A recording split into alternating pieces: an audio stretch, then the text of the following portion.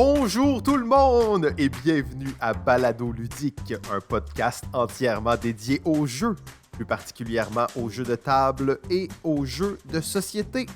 Aujourd'hui, saison 10, épisode 4, les 50 jeux les plus influents des 50 dernières années. Quatrième partie. Je suis Simon et comme à l'habitude, je suis en compagnie de la légende PPP7. Salut Pierre, ça va? Monsieur Simon. Oui, ça va toujours. Ben oui, tout un marathon dans lequel on s'est embarqué, bien entendu. C'est 50 jeux les plus influents. Hein? Qu'est-ce qui se passe avec ça?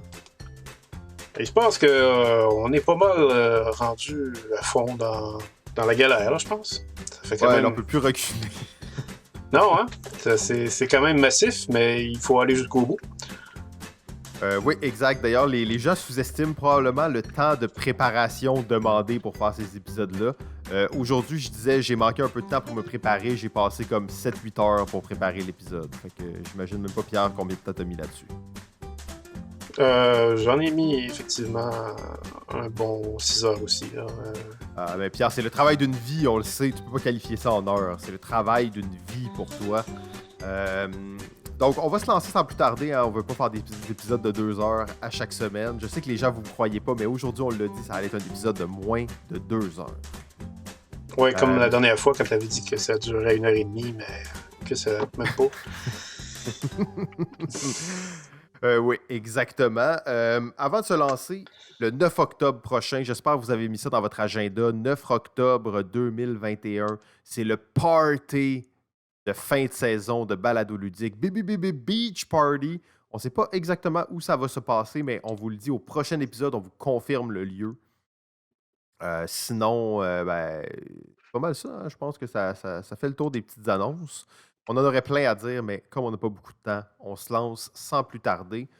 Alors, la dernière fois, on a fait seulement 2 années. On a fait 1980 à 1981. C'était excessivement dense et lourd, des gros jeux, du massif, des choses qui auront marqué le monde à jamais. Aujourd'hui, 1982 à 1985. Quand même, on a aussi des choses assez impressionnantes à vous présenter. Mais avant tout, Pierre, comme à chaque épisode, on va parler d'un des angles sur lesquels on se base pour juger l'influence des jeux. Oui, l'angle qu'on a pris aujourd'hui, c'est un angle, je pense, qui est probablement le plus évident de tous. C'est celui de l'influence sur les autres auteurs de jeux. Ah ah. Donc, forcément, que lorsqu'on parle d'un jeu qui a influencé, la preuve la plus manifeste de ça, c'est quand on voit d'autres jeux créés par d'autres créateurs de jeux qui ont, de façon flagrante, pris des concepts d'un jeu qui a été très connu par le passé et qui les ont modelés à leur façon pour essayer d'en tirer profit. On a des jeux aujourd'hui qui ont vraiment marqué des auteurs assez connus d'ailleurs, je vous dirais. Et si ce n'était pas de ces jeux-là qu'on va parler aujourd'hui, certains de ces auteurs n'auraient probablement pas connu le succès qu'ils ont connu. C'est à ce point que des jeux qu'on va parler aujourd'hui ont eu de l'influence. Mais pour nommer, par exemple, des exemples assez célèbres d'auteurs qui ont été influencés par d'autres auteurs, je vous dirais simplement que l'auteur de Porto Rico, Andreas Seffart, a déjà admis que l'un des jeux qui l'a vraiment initié dans son raisonnement pour faire Porto Rico, c'est Civilisation. Un jeu qu'on a parlé la dernière émission, parce que forcément, Porto Rico, pour ceux qui n'ont jamais joué à Porto Rico, s'il y en a évidemment. Porto Rico est un jeu de développement, de gestion de ressources, et on a dans ce jeu-là vraiment des constructions au fur et à mesure qui vont se faire, qui vont libérer des pouvoirs qui vont nous permettre d'aller plus loin. Et on joue là-dedans aussi avec une production agraire, je dirais. C'est vraiment comme dans Civilisation dans ce sens-là. Donc, c'est peut-être un exemple vraiment un des plus retentissants. Euh, Peut-être aussi, s'il faudrait parler de d'autres influences, ben, l'influence, je dirais, euh, des Aventuriers du Rail est assez manifeste dans plusieurs jeux qui sont passés après. Les Aventuriers du Rail, que vous connaissez tous probablement encore. Les Aventuriers du Rail, qui est un jeu de train, de réseau de train, et qui a vraiment inspiré d'autres jeux qui sont venus par ensuite. Si on veut parler encore d'un jeu qui pourrait faire référence à ça, ce serait un autre jeu d'Andreas Seifert, qui serait Turn in Texas, qui a gagné le Spiel en 2006. Et on ne pouvait pas s'empêcher de le comparer tout de suite aux Aventuriers du Rail quand on a joué Mhm. avec. Les Aventuriers du Rail qui avaient gagné le Spiel en 2004. Donc, c'est vraiment la chose qui peut frapper. C'est quand on voit des mécaniques qui sont vraiment similaires d'un jeu à l'autre. Puis là, on ne peut pas s'empêcher de dire, ben, ce jeu-là qui est passé avant a sûrement influencé l'auteur du jeu qu'on est en train de jouer présentement. Et Turn Taxis, pour ceux qui n'ont pas joué, c'est un jeu où on construit des réseaux de routes postales dans une carte de l'Allemagne d'il y a 400 ans. Et ça fait immédiatement penser aux Aventuriers du Rail parce que non seulement il y a des chemins à tracer en déposant des pions, comme on dépose les trains des Aventures du Rail, mais il y a aussi des cartes qu'on va jouer sur la table pour déposer ces pions-là, comme les Aventures du Rail. C'est dans la façon de compter les points et dans la façon de faire le lien entre les cartes déposées et les pions déposés que ça va se différer un peu. Ouais, ben c'est une belle comparaison, effectivement. Puis là, tu parles de ça. Un autre exemple qui me vient en tête, puis il est peut-être un peu trop flagrant, mais c'est comment est-ce que Clans of Caledonia est, on va dire, pratiquement une copie ou un pastiche de Terra Mystica. Oui, Euh, Fait effectivement. à la sauce de l'auteur, là, mais quand même, c'est vraiment une. Tu sais, on parle à ce point-ci pratiquement plus, pas d'une copie, mais pas au sens péjoratif du terme que d'une inspiration, là, tu sais. Absolument, l'auteur de Clans of Caledonia à sa sortie avait même admis qu'il avait joué. Euh, qui avait joué beaucoup au jeu qui était manifestement comparé à Clans of Caledonia, donc Terra Mystica, parce que c'est tellement manifeste la ressemblance avec les deux jeux qu'on ne peut pas faire autrement que de dire que oui, c'était dans le coup. Chose que les gens peuvent peut-être savoir moins, par contre, c'est qu'un autre jeu a vraiment été calqué sur Terra Mystica, mais peut-être un peu moins de façon aussi évidente que Clans of Caledonia. Ce jeu-là, c'est Sight. Sight, ben oui, exact. Plein de la mécanique de enlever des. Construire des choses sur le plateau pour découvrir des pouvoirs, ça vient vraiment de Terra Mystica, là.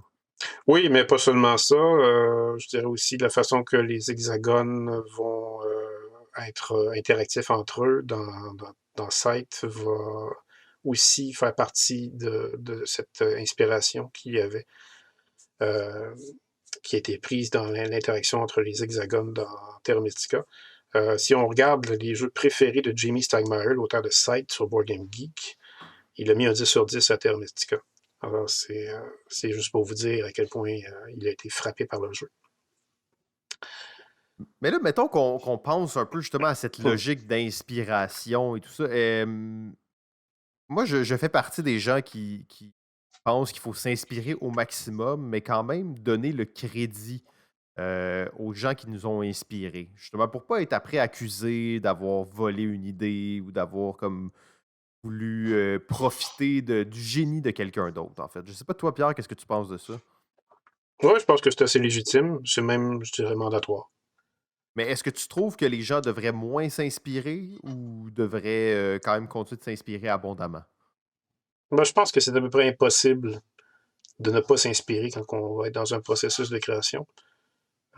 C'est quand même assez exceptionnel et même divin, je dirais, que d'avoir un éclair de génie et que de créer quelque chose de A à Z sans la moindre inspiration qui vient d'ailleurs. Euh, mais il y a quand même parfois des, euh, des créations qu'on va voir qui, franchement, on ne peut pas s'empêcher de se dire, ben là, j'ai déjà vu ça avant, s'il vous plaît, mentionnez où on a vu ça avant, parce que sinon, je vais être obligé de vous traiter de copieur. Oh, oh, oh, oh, oh, les grosses menaces. Faites attention. Pierre est sur votre dos. On va aller voir tous vos jeux, puis on va dire où vous avez volé vos idées. Oui, Euh, mais ça peut arriver. Il y a le fruit du hasard parfois qui va arriver qui peut vraiment être Ah, une mais c'est sûr coïncidence que totale. tu sais, si quelqu'un pourrait créer un jeu, prendre une mécanique qui pense, pas qui l'a inventé, mais tu sais, qui la connaît pas plus ou moins, puis il se rend compte qu'il y a un jeu il y a 20 ans qui faisait la même chose. Ça, c'est des choses qui arrivent aussi, là. Oui, puis il y a même, je dirais, des jeux qui vont sortir en même temps que d'autres jeux. Ah, Et on va s'apercevoir que les deux jeux ont la même mécanique. Puis la synchronicité. la synchronicité des mécaniques, comme il y a un jeu d'enchères, par exemple, des enchères assez spéciales et originales que Stephen Feld avait fait, die Speicherstadt, qui était sorti à peu près au même moment qu'un jeu qui s'appelait Felinia, qui était fait par Michael Schacht. Les deux jeux partageaient cette mécanique d'enchères très, très originale, et les deux auteurs ne s'étaient jamais parlé de leur jeu. Hmm. Euh, et C'est les voilà, éditeurs, s'ils avaient amené ça dans des soirées, ils s'étaient inspirés un de l'autre. c'est ça. Ok, ben on se lance sans plus tarder, hein, parce qu'on a quand même un épisode assez chargé. Puis justement, le premier jeu, on sait pas trop l'inspiration vient d'où, mais Pierre, je te fais confiance pour nous ouvrir le bal avec. On commence en 1982, juste pour vous mettre en appétit et tout ça. On a terminé la dernière fois avec le jeu Trivial Pursuit, donc l'un des jeux les plus connus de l'histoire du jeu. Oui, c'était pas un hasard si on a choisi de terminer avec ce jeu-là, parce qu'on avait dit que ce jeu-là avait laissé son influence dans la pénétration populaire, donc dans l'angle qu'on avait pris au de la dernière émission. Euh, J'avais en fait dit que Trivial Pursuit a donné la voie à suivre quand il est sorti sur le marché, une nouvelle voie à suivre finalement de ces types de jeux qui interpellaient les adultes, qui annonçaient aux adultes qu'il y avait des jeux de société qui allaient désormais être conçus pour eux. Parce qu'avant, les jeux de société, ben, on les avait surtout pour les familles. Il y en avait pour les adultes, en fait, avant aussi, mais pas de façon clairement aussi évidemment lancée comme ça. Mais Pas pas de aussi façon. sur le marché grand public, hein, tu sais, c'est comme Trivial Pursuit, c'était pour les adultes normaux, pas pour les gens qui jouent à Donjons Dragons, qui sont plus geeks dans l'âme, là, tu sais. Ouais, c'est exactement ça. C'est pour monsieur et madame tout le monde, finalement, qui vont juste jouer pendant le temps des fêtes. Euh, eh ben, il n'y avait pas de cette catégorie de jeux-là avant qui existait. Maintenant, il y en avait avec Trivial Pursuit. Et ça a ouvert la voie à énormément de jeux, ça, qui ont suivi. L'un de ces jeux, par contre, n'était pas produit par les grosses compagnies, les gros éditeurs. C'est un jeu, en fait, qu'on pourrait vraiment ignorer l'existence si je vous le nommais pas, parce qu'il a été inondé ensuite par les copies qui ont sorti pour suivre l'idée de génie qui était sortie de ce jeu-là. On parle de Life of the Party, Who Killed Roger Ellington. Hein? Euh, Quoi? Life of the Party, deux points, Who Killed Roger Ellington. Bon, faut vous dire, en fond, que le Who Killed Roger Ellington, c'est un sous-titre. Le vrai titre, c'est Life of the Party. Mais Life of the Party, dans le fond, c'est le titre d'une série de jeux. Série de jeux qui annonçait finalement que les meurtres et mystères en boîte allaient désormais faire partie du paysage ludique. Wow, ça, c'est toute une révolution. C'était une bonne révolution, effectivement, parce que les meurtres et mystères, si vous connaissez, ben, vous savez probablement que ce sont des soirées, généralement, où on a un rôle. En fait, les meurtres et mystères, c'est des jeux de rôle. Mais c'est pas des jeux de rôle comme Donjons et Dragons en était. C'est un jeu de rôle beaucoup plus superficiel, je vous dirais, où on se concentre beaucoup plus sur les conversations que d'autres choses. Et on incarne un personnage souvent, mais parfois on peut être un spectateur simplement et on va être là pour essayer d'élucider un meurtre, forcément. Meurtre qui va avoir été produit dans un scénario temporel, dans un endroit qu'on va préciser. Et dans le cas de Who Killed Roger Ellington, par exemple, c'est en 1948. Euh, et on va essayer d'être la personne qui va trouver comment le meurtre s'est fait, qui l'a fait et pourquoi ça a été fait. Et ben, ça devient vraiment très, très divertissant, on s'en doute, parce que si on plonge dans l'histoire, c'est vraiment comme de plonger dans un roman policier, mais de participer à l'intrigue. C'est ça qui va vraiment donner la popularité de ce genre de divertissement-là, qui, je le rappelle, n'a pas été inventé avec Life of the Party, mais qui a été inventé plutôt bien longtemps avant. En fait, on peut même retracer ça dans un livre paru en 1932, écrit par deux femmes, Elizabeth Cobb et Margaret Case Morgan, un livre qui s'appelait Murder in Your Home. Et c'est un livre qui proposait une dizaine de scénarios à mettre en place pour une soirée où on invitait des gens. Et on faisait exécuter ces scénarios-là par des personnes qui voulaient bien se prêter dans les rôles. Et ensuite, il fallait participer à l'intrigue pour savoir comment on pouvait élucider le meurtre qui s'était fait dans le scénario. C'est un divertissement qui était très populaire dans les années 30, même dans les années 20, parce qu'on est dans les années folles.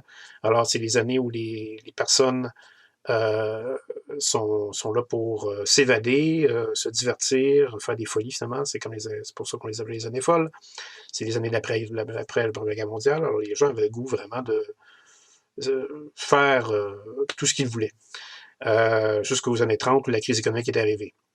Et là, ben, avec la crise économique, évidemment, les divertissements devenaient moins dispendieux, en fait, étaient plus difficiles pour faire dépenser les gens. Alors, Murder in Your Home, c'était vraiment, à juste titre, quelque chose qui arrivait à brûle-pourpoint, parce qu'on pouvait faire des choses qu'on faisait dans une vie sociale mondaine chez soi. Et ce genre d'activité-là a été repris dans les années 70 par une femme qui est devenue très connue dans le monde de la littérature américaine. Pas parce qu'elle a écrit des livres, mais parce qu'elle vendait des livres.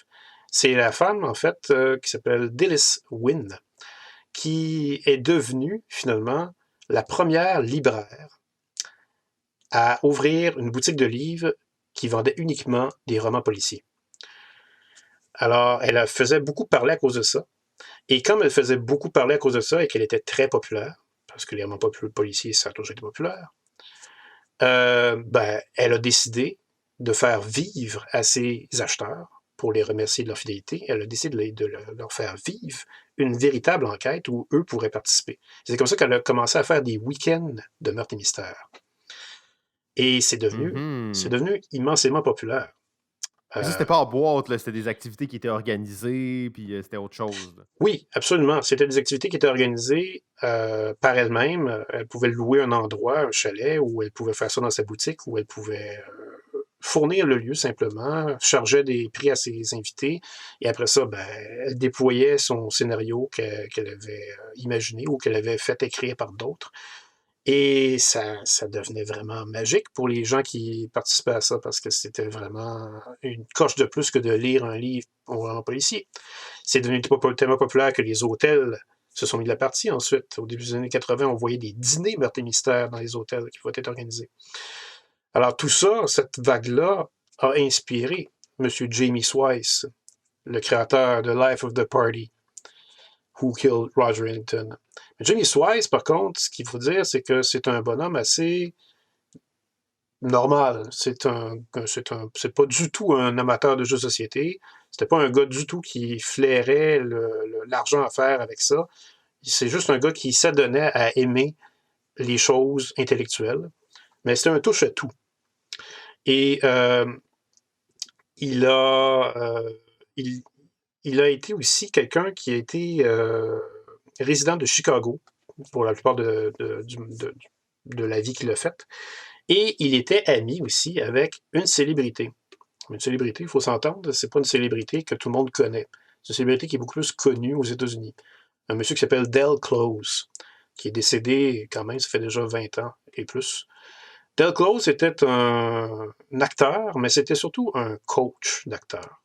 Et il y a beaucoup d'acteurs et de célébrités américaines qui doivent leur formation d'acteur à ce monsieur-là. Des célébrités vraiment qui ont fait de leur nom maintenant. On pense par exemple au fameux film Ghostbusters. Ben, les 3 acteurs principaux de Ghostbusters ont tous été entraînés par M.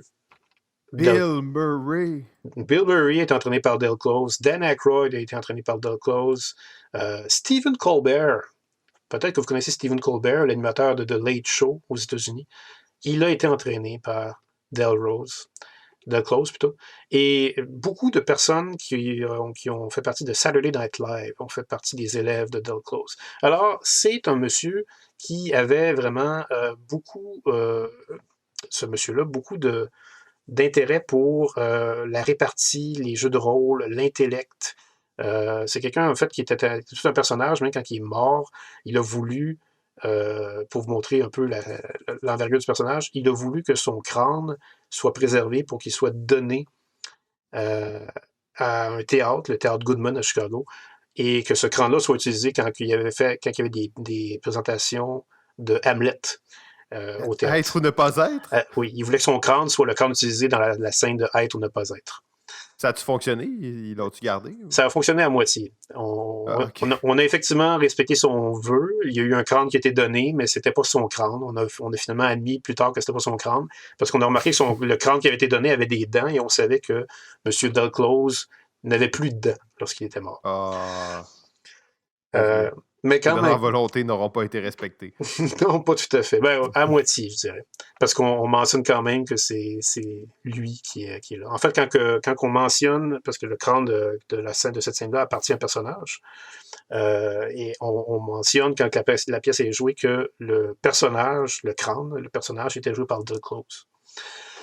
Mais bref, cette anecdote-là, c'est pour vous dire que M. Del Close a sûrement influencé aussi M. Jamie Swice dans son jeu, parce qu'il vantait Jamie Swice. En fait, il disait à ses amis, connaissez-vous Jamie Swice, celui qui a inventé le meurtre et mystère en boîte? Et c'est ce qui pouvait fasciner M. Del Close, et ce qui, évidemment, donnait un peu de galon à M. Jamie Swice dans sa création. Jamie Swice, par contre, n'a pas fait vraiment d'argent avec ça. D'ailleurs, il vit pas vraiment des royautés de son produit. Il a parti sa compagnie, qui s'appelait Just Games, pour vous dire à quel point ce monsieur-là était simple et qu'il était vraiment pas un joueur passionné. Mais il a, en fait, été un peu fourvoyé dans les agents, après ça, qui pouvaient s'intéresser à son produit, qui voyaient l'argent à faire avec ça.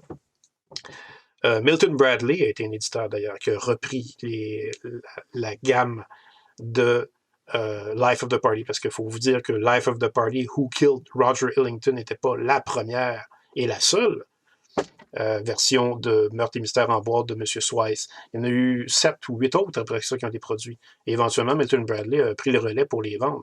C'est comme ça que ça s'est vendu et ça s'est connu, et que d'autres compagnies ensuite ont vraiment pas tardé à faire leurs produits parce qu'ils ont vu que c'était très, très lucratif. University Games, qui est un éditeur qui fait des jeux encore aujourd'hui, a fait vraiment beaucoup d'argent avec Murder Party, tout simplement. C'était leur meurtre et mystère en boîte, ça s'appelait Murder Party. Ça a commencé en 1985, même en 84, je pense. Une autre compagnie qui s'appelait Decipher, qui faisait How to Host a Murder, qui a été traduit au Québec par Meurtre au menu. C'est une autre compagnie aussi qui faisait sa version, qui a vraiment marché fort dans les années 80. Mais les meurtres et mystères de ces deux compagnies-là étaient légèrement plus compliqués que ceux de Life of the Party. Le meurtre et mystère de Life of the Party se faisait en 3 actes. Et à chaque acte, il y avait des indices qui sortaient par les personnages que les joueurs incarnaient. Et au bout des 3 actes, après ça, il fallait se prononcer. Il y avait un disque qui jouait aussi, un 33 tours, il faut le dire, ou un 45 tours, je pense, et qui faisait la narration de ce qui se passait dans le scénario. Et on a eu aussi, dans le Québec, on a eu nos années où les meurtres et mystères se sont vendus. Oh oui, c'était populaire au Québec, hein? Alors, c'est très populaire, je ne sais pas si tu en as joué, toi, Simon, mais moi, je sais J'en ai fait quelques-uns. J'ai été invité à des soirées meurtres et mystères. C'était jamais très cool, mais on voulait que ce soit cool. Hein. Ah, c'était jamais très cool. Ben, pourtant, moi, dans mon cas, ça a été très cool. Faut dire que c'est moi qui les organisais. Alors, j'en ai fait des vraiment cool, mais ça, c'était plus tard. C'était avec la bande du ludologue et tout ça. Ça, c'était d'une qualité impeccable. Mais on est dans un autre niveau parce que le jeu, ça te prend quand même des joueurs, hein, des gens qui veulent jouer à ça. Puis il y avait des meurtres et mystères qui étaient très scriptés, hein. Tu avais pratiquement tes petites lignes qu'il fallait que tu lises, là, donc Oui, exactement, c'est ça l'idée, c'est que ces jeux de meurtre mystère-là en boîte arrivaient avec des résumés de ce qu'on avait comme personnage et des lignes à dire dans des moments venus, mais il fallait quand même être un bon improvisateur.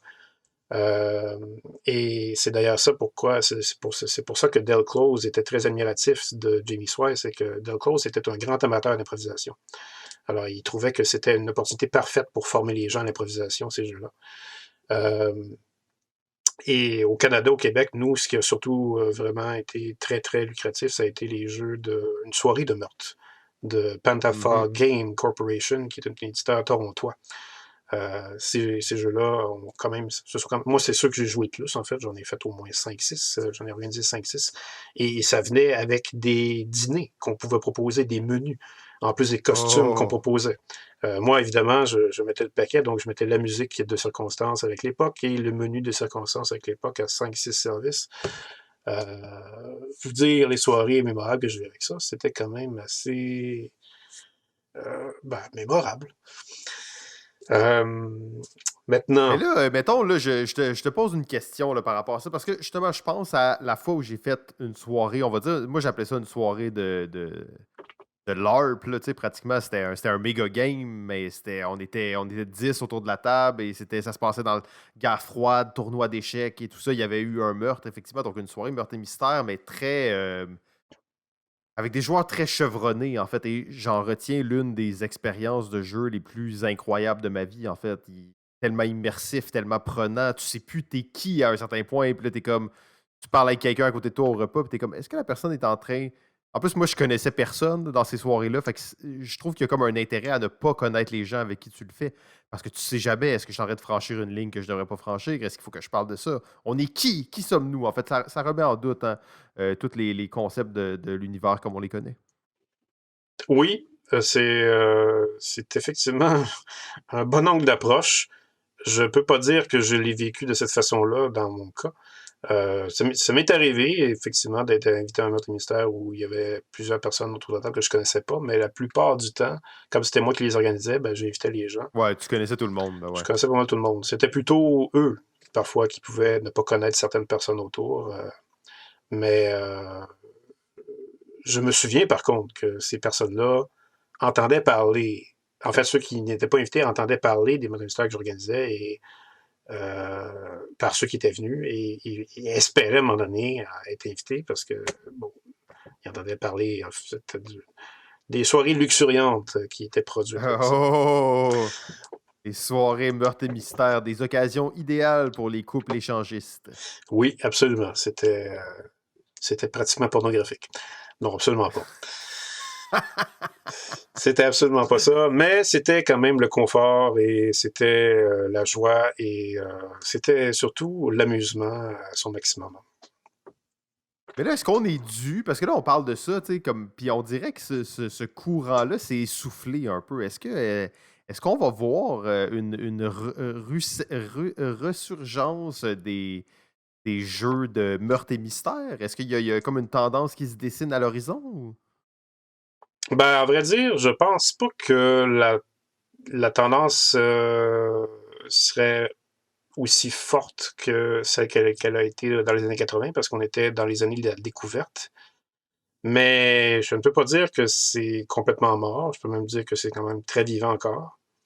Parce que si on va sur Internet, on fait simplement taper Murder Mystery sur Google et vous allez aboutir facilement sur des sites Internet qui proposent littéralement des scénarios que vous pourriez imprimer avec des descriptions de personnages et tout ce que vous avez à faire ensuite, c'est d'inviter vos convives et de jouer.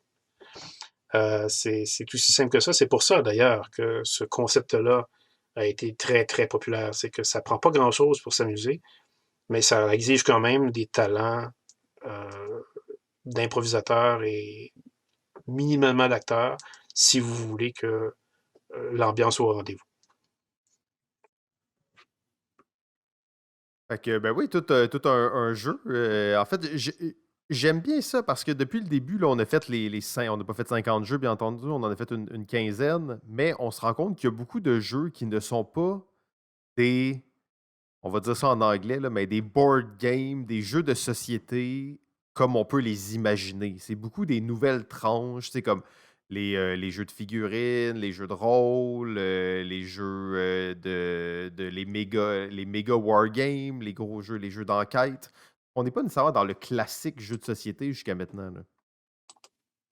C'est vrai. Euh, ben, c'est parce que, dans le fond, on est dans les années où tout était à faire, je crois. Quoique tout était à faire, c'est pas tout à fait vrai, parce que les jeux de société, l'industrie des jeux de société existe depuis le début des années 1800.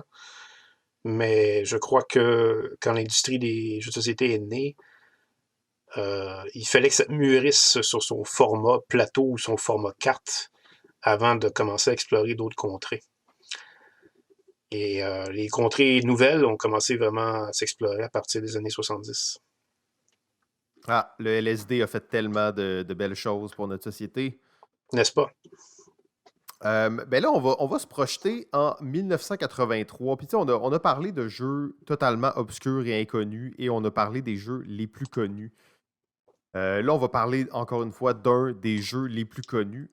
Et Pierre, tu avais déjà parlé de ça en fait, dans quelques épisodes même de Balado Ludique. On dit souvent qu'il n'y a pas beaucoup de femmes dans l'industrie du jeu, mettons, en termes d'autrices. Il y en a comme moins, on les connaît moins, tout ça.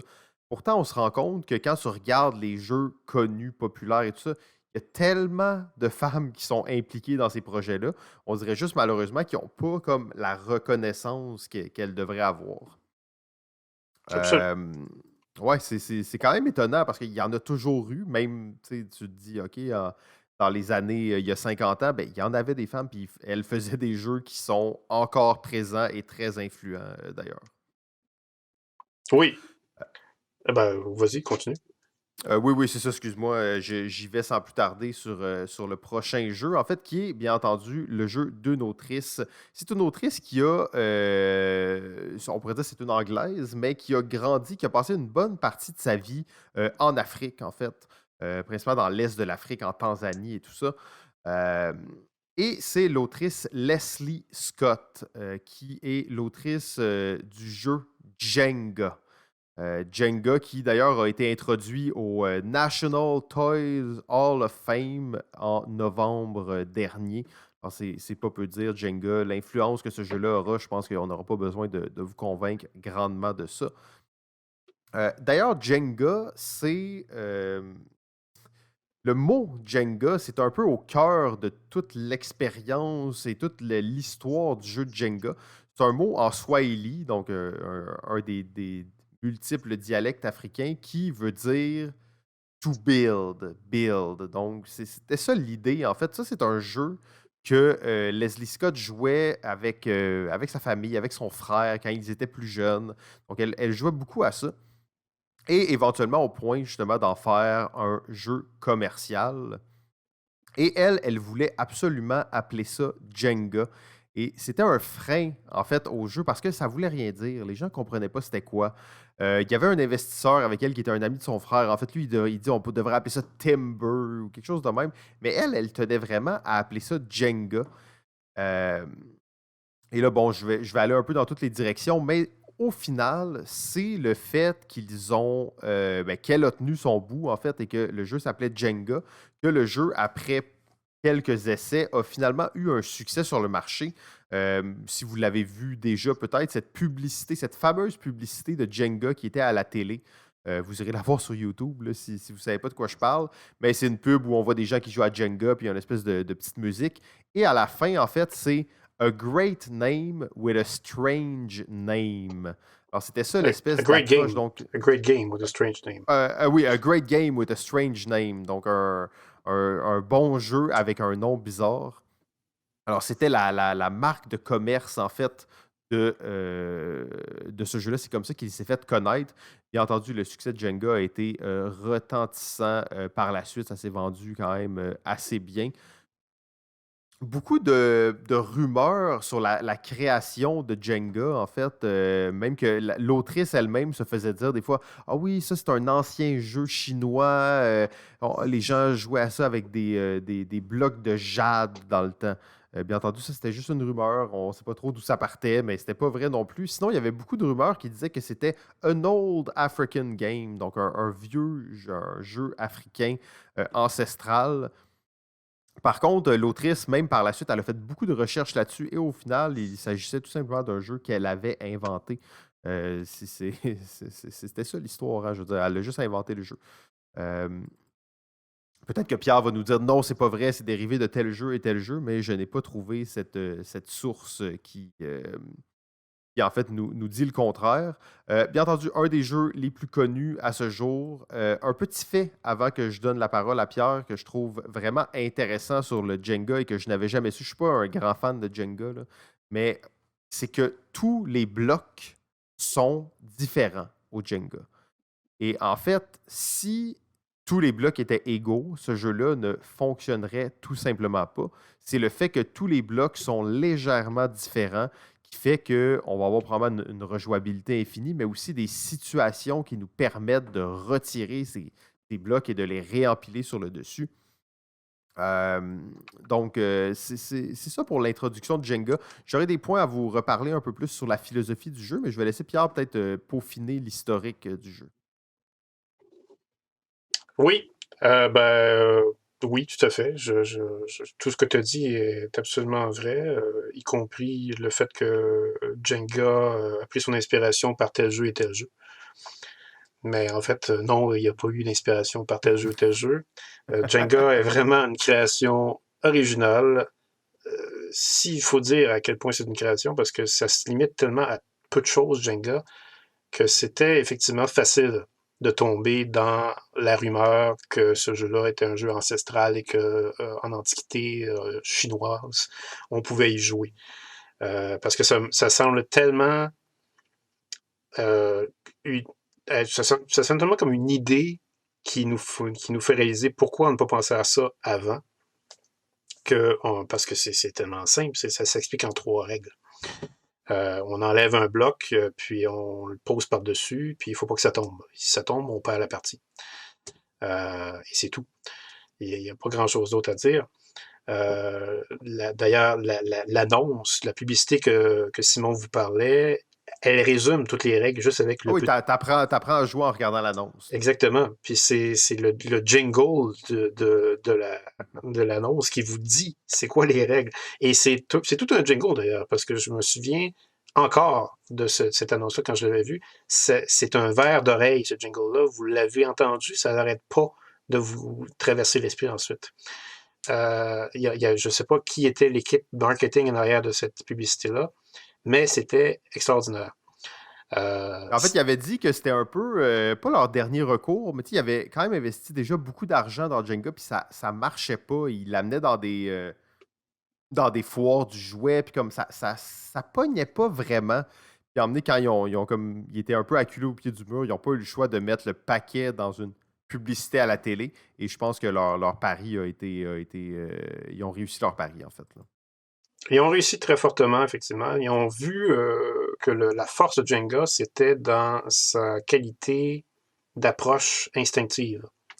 Les autres publicités de Jenga qui sont passées ensuite nous présentaient souvent le jeu au milieu d'une pièce avec plein de gens. Ça pouvait être pendant une fête ou ça pouvait être pendant une réunion d'affaires peut-être. Et l'objet était là et c'était irrésistible. Il fallait qu'on y touche, puis il fallait qu'on se demande pourquoi c'était là et à quoi ça servait. Et là, après ça, pendant le commercial, on expliquait qu'est-ce qu'il fallait faire. Et c'est tout. On savait comment jouer. Alors, c'était ça la force du jeu. Mais c'était aussi un jeu qui rentrait en ligne directe, encore une fois, du jalon que Trivial Pursuit avait creusé. C'est un jeu qui remplissait les réunions mondaines sociales des adultes. Ouais. Mais Parce d'ailleurs, l'autrice elle-même a dit qu'elle doit beaucoup au succès de Trivial Pursuit, qui avait vraiment ouvert un nouveau marché pour le jouet pour adultes, ou en tout cas pas nécessairement pour adultes, là, mais oui, absolument. Parce que l'autrice a quand même dû travailler fort pour faire vendre son jeu, mais elle s'est rendu compte éventuellement que c'était l'angle d'approche, c'était celui que Terry Pursuit avait lancé. Elle a quand même, je pense que ça y a pris au moins un bon 3 ans avant que son jeu aboutisse pour se vendre des centaines de milliers de copies, sinon des millions.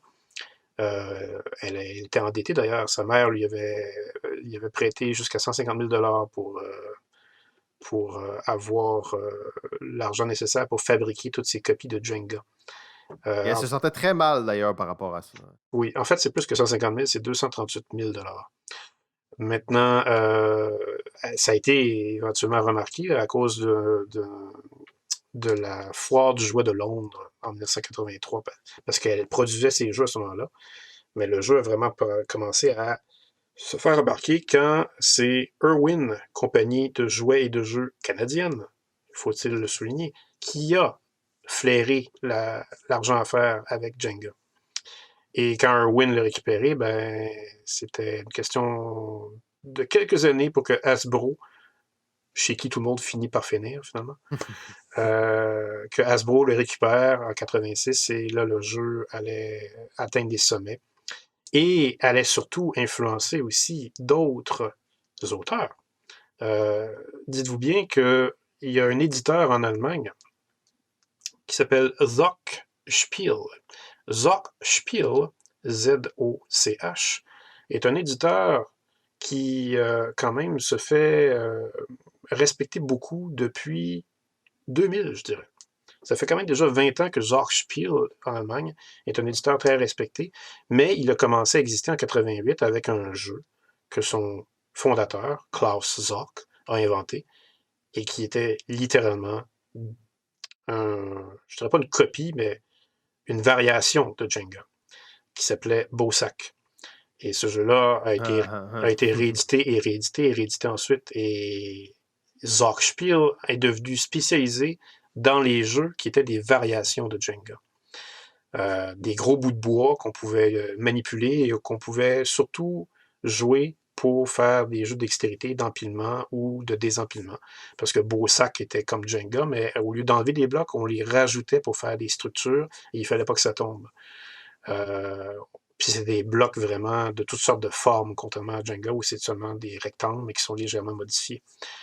Il y a eu après ça Villa Pelletti qui a gagné le Spiel en 2002, qui est un Jenga mais beaucoup plus coloré et je dirais même assez acrobatique et assez spectaculaire, inventé par un Canadien d'ailleurs. Et on a eu aussi Hamster Roll, qui est une autre sorte de Jenga, mais là, cette fois-ci, avec une espèce de... C'est tout un jeu. Hein. Ça, c'est vraiment tout un jeu. C'est une roue en bois. Il faut mettre des blocs dans la roue. Et que la roue tourne dans ce temps-là, il ne faut pas que les blocs tombent. Bamboléo en est un autre. Bamboléo! Ça, je te dis, ça l'a éclairé mes soirées de Noël pendant des années, en fait.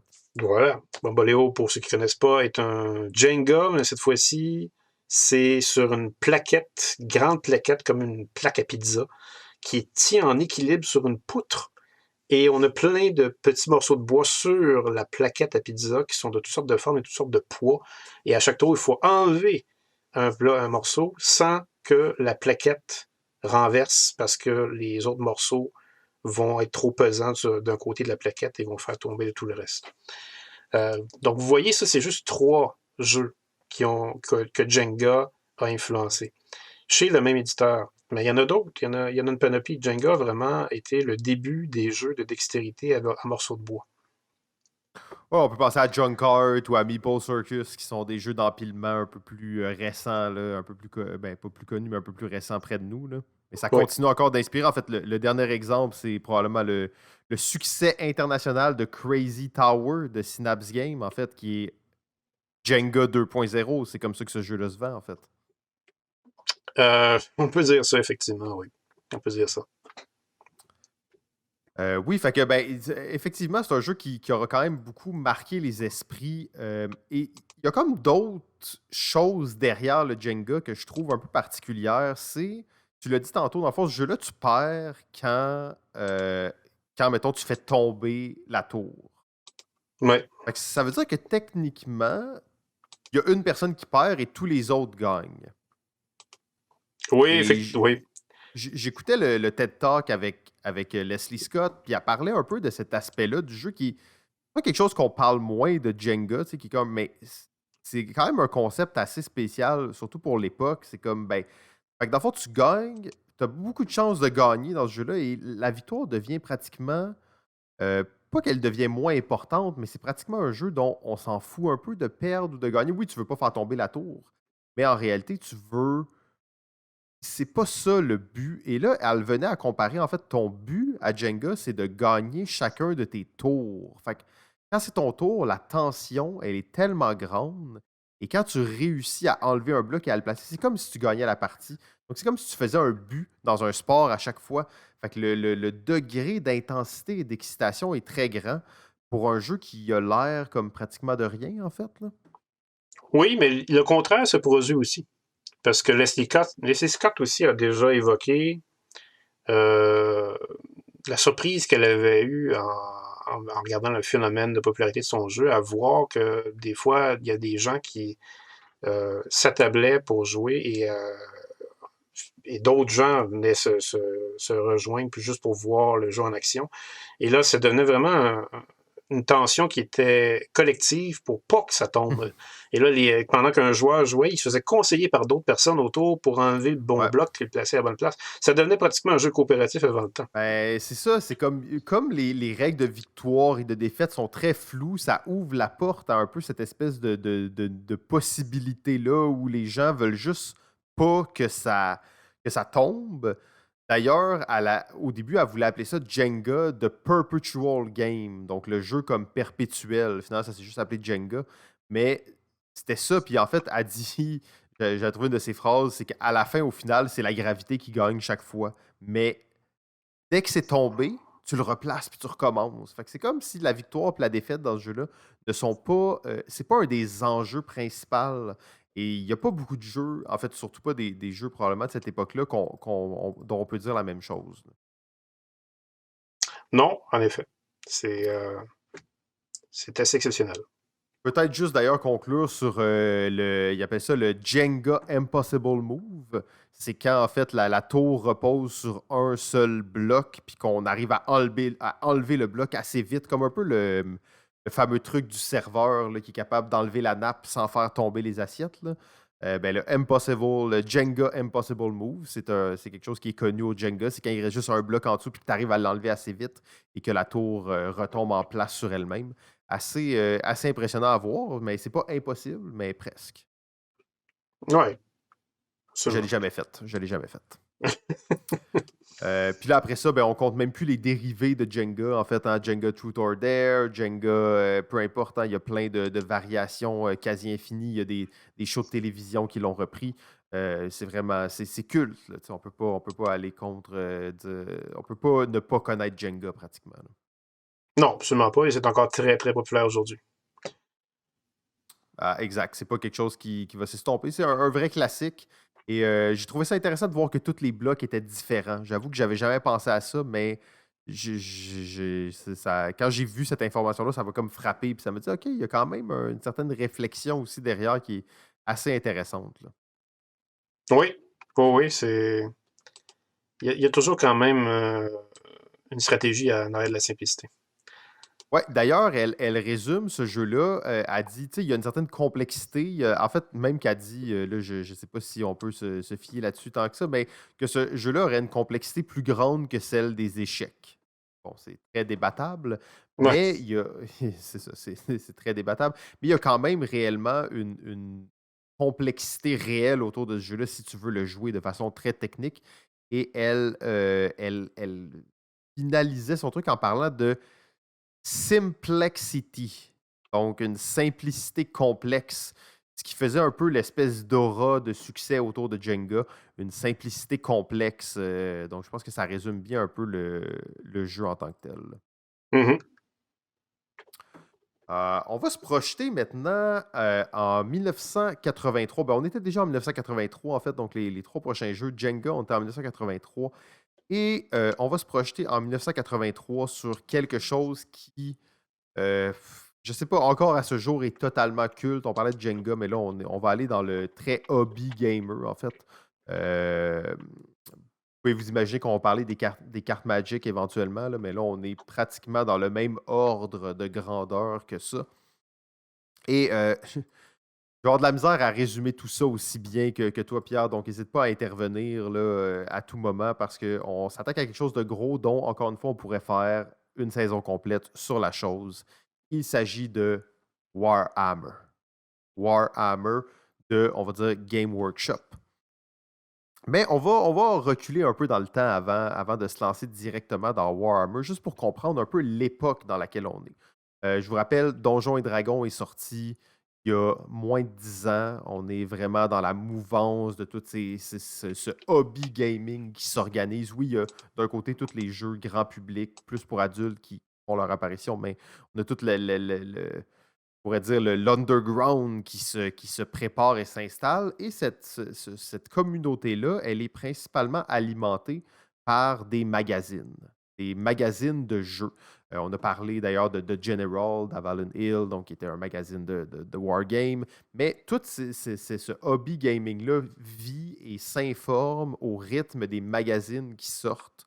Il y en avait plusieurs, puis on dit des magazines. Hein. Souvent, c'était des espèces de feuillets, là, des newsletters. Il y en avait qui étaient plus élaborés, mais il y en a beaucoup qui c'était des one-pagers, pratiquement des feuillets là, ou c'est ça, des infolettres, mais pas virtuels, parce qu'on est avant l'Internet. Donc, c'est sûr qu'il faut que les gens s'informent d'une certaine façon. Donc, il y en a plusieurs. Il y en a plein qui sont là, des magazines. Il y en a plein qui sortent. Et encore une fois, je résume bien des aspects importants, mais en 1977, on a un magazine d'importance qui fait son apparition. C'est le magazine White Dwarf. White Dwarf qui deviendra le magazine fer de lance de Game Workshop pour les années à venir et qui sera le magazine qui va faire la très grande partie de la promotion de Warhammer. Oui, c'est un magazine, à vrai dire, qui avait été créé par les fondateurs de Games Workshop, la boutique. Parce que Games Workshop a commencé par une boutique avant d'être une compagnie. Elle a été une compagnie ensuite, par l'entremise d'un entre-deux. C'est assez redondant comme affirmation, mais c'est pourtant ça. Le phénomène Games Workshop est né de la tête de deux personnages qui sont assez connus dans le monde des jeux, Steve Jackson et Ian Livingstone. Steve Jackson est plus connu que Ian Livingstone parce qu'il se fait connaître surtout à cause aujourd'hui de sa maison d'édition Steve Jackson Games. Mais Steve Jackson, l'autre, hein, il ne faut pas les confondre. Il y en avait deux. Excuse-moi, oui, c'est vrai, t'as raison. C'est l'autre Steve Jackson qu'on parle. Mais il est connu à cause de l'autre parce qu'ils ont le même nom. On va dire ça de même. Absolument. Donc, Steve Jackson et Ian Livingstone, si vous ne les connaissez pas, les plus vieux qui nous écoutent peuvent les connaître à cause d'un phénomène qui s'appelle les livres dont les héros. Ils ont été les créateurs de ce concept qu'on avait parlé d'ailleurs à la dernière émission un peu, je dirais. Ouais, en fait, tu parles là, de l'histoire de Game Workshop en général. Je me rendais compte, cette histoire-là, elle est incroyable. On pourrait très bien faire toute l'histoire de Game Workshop, mais un des points tournants, la création de White Dwarf, c'est quand ils ont eu le contrat de distribution de Donjons Dragons pour l'Europe. Oui, c'est ça. Et avec ça, ils ont également créé une compagnie de figurines. Citadel Miniature Limited. Oui, absolument. Et c'est Citadel Miniature Limited, finalement, qui est devenu, en quelque sorte, Games Workshop. Ouais. Parce que c'était pas Jackson et Livingstone qui s'occupaient de ça. Ils voulaient bien encourager ça, mais c'était un peu trop pour eux.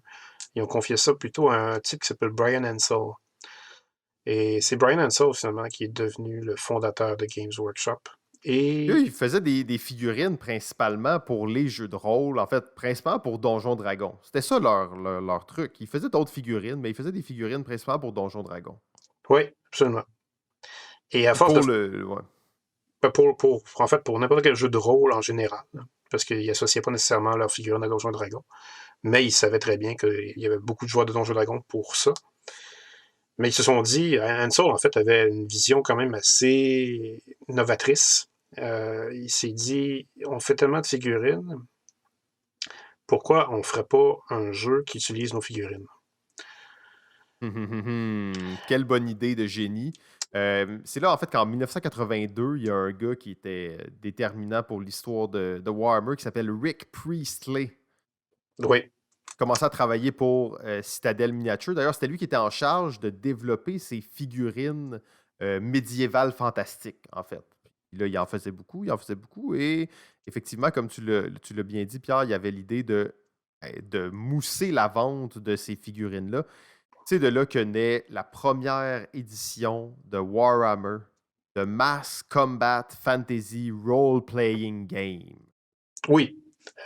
Qui était un autre jeu auparavant, par contre. Parce que Rick Priestley, c'est un collaborateur dans ça, mais le vrai cerveau en arrière de ça, c'est Monsieur Richard Halliwell. Richard Halliwell et Rick Priestley, c'est un peu l'équivalent de Gary Gygax et Dave Arneson pour Donjons et Dragons, mais pour Warhammer. C'est Richard Halliwell qui a conçu les règles de Warhammer, avec un jeu qu'il avait appelé Reaper avant ça. À vrai dire, Richard Halliwell travaillait aussi pour Citadel Miniatures et Brian Ansell l'avait vu à l'œuvre et Halliwell avait beaucoup de passion pour son petit emploi, mais il y avait beaucoup de temps à revendre aussi. Alors Ansell il a dit, écoute, je pensais faire un jeu qui utiliserait nos figurines. Si tu veux t'y mettre, faire les règles de ça, vas-y fort. Et Halliwell s'y est mis. Et c'est comme ça qu'il a pondu Reaper en 81. Et après ça, ben, ça l'a migré vers Warhammer avec Rick Priestley. Et c'est comme ça que Warhammer est arrivé en 83. Et puis, ben, oui, vas-y, Simon.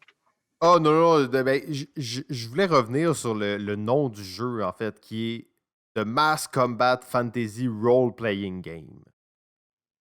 Oui, Euh, c'est l'époque de Donjons Dragons, hein, on se remet là-dedans. Pratiquement tous les jeux hobby gamer mettaient en place une dose de role-playing. On s'entend que si vous avez déjà joué à Warhammer, vous savez qu'il n'y a pas vraiment de jeu de rôle dans Warhammer. Là. C'est des jeux d'escarmouche, d'armées qui se battent, de miniatures. En fait, on pourrait dire des jeux des jeux de guerre miniatures. Mais c'était vraiment une question de marketing derrière, de mettre ça. Il y avait même des modules de jeux de rôle dans les premières versions de Warhammer parce que c'était tellement une tendance qui était forte et lourde à l'époque. Là. oui, absolument. Et évidemment, ils ne pouvaient pas échapper à ça, mais ils étaient vraiment déterminés à développer un système à fond de Oui. bataille médiévale fantastique, parce que ça avait quand même été touché avant, justement, par Gygax avec son Chainmail en 71, mais Ouais, c'est comme une espèce de retour, hein, c'est comme une espèce de cycle. Là. Tu sais, on avait un système qui a créé les jeux de rôle, mais là, la reprise de ce système-là recrée le jeu de miniature. Là. oui, c'est ça, on retourne dans le jeu de guerre. Mais là, ce qui manquait à Chainmail, c'était l'aspect fantastique. On avait développé un système médiéval, mais on n'avait pas développé tout ce qui pouvait entourer le fantastique, ou tout ce qui pouvait déployer le fantastique dans la guerre médiévale. Alors, qu'est-ce que Halliwell fait pour innover là-dedans? C'est qu'il a vraiment imaginé qu'est-ce que ce serait des sorciers dans un champ de bataille médiéval. C'est là qu'il a commencé à imaginer tous les facteurs qui devaient être mis en ligne de compte pour créer un sortilège en pleine guerre d'armée. Qu'est-ce que ça a comme effet, par exemple, une grosse boule de feu qui est lancée dans une armée de gobelins, par exemple? Comment on calcule ça en termes de jeu? Comment on représente ça sur la surface? Qu'est-ce que ça va impliquer pour réussir le sortilège? Et c'était vraiment très ingénieux ce qu'il a fait. Il a vraiment été loin. Il a même inventé des règles pour que le sortilège puisse ne pas fonctionner et même éclabousser le sorcier lui-même. Ben, en fait, tu parles de ça, puis c'est quand même quelque chose qui est encore un peu une marque de commerce de l'univers de Warhammer, le système de magie. Il a beaucoup évolué entre-temps, mais il y a comme quelque chose qui est toujours resté là, c'est la difficulté d'être magicien, le risque d'être magicien, en fait. Donc, il y avait toujours quelque chose de je me corromps en étant magicien. Donc, il y a un risque qui vient avec ça. La magie, c'est dangereux. Et ça, c'est quelque chose qui est toujours resté au fil du temps dans Warhammer, qui était une des particularités à l'époque, mais qui a continué de suivre et d'évoluer avec le temps là, dans les différentes versions. Là. Oui, tout à fait. C'est vrai que c'est assez propre à cet univers-là. Du moins, c'est avec cet univers-là qu'on a commencé à entretenir cette vision-là de la magie dans l'univers médiéval fantastique. Et ça les a très bien servis.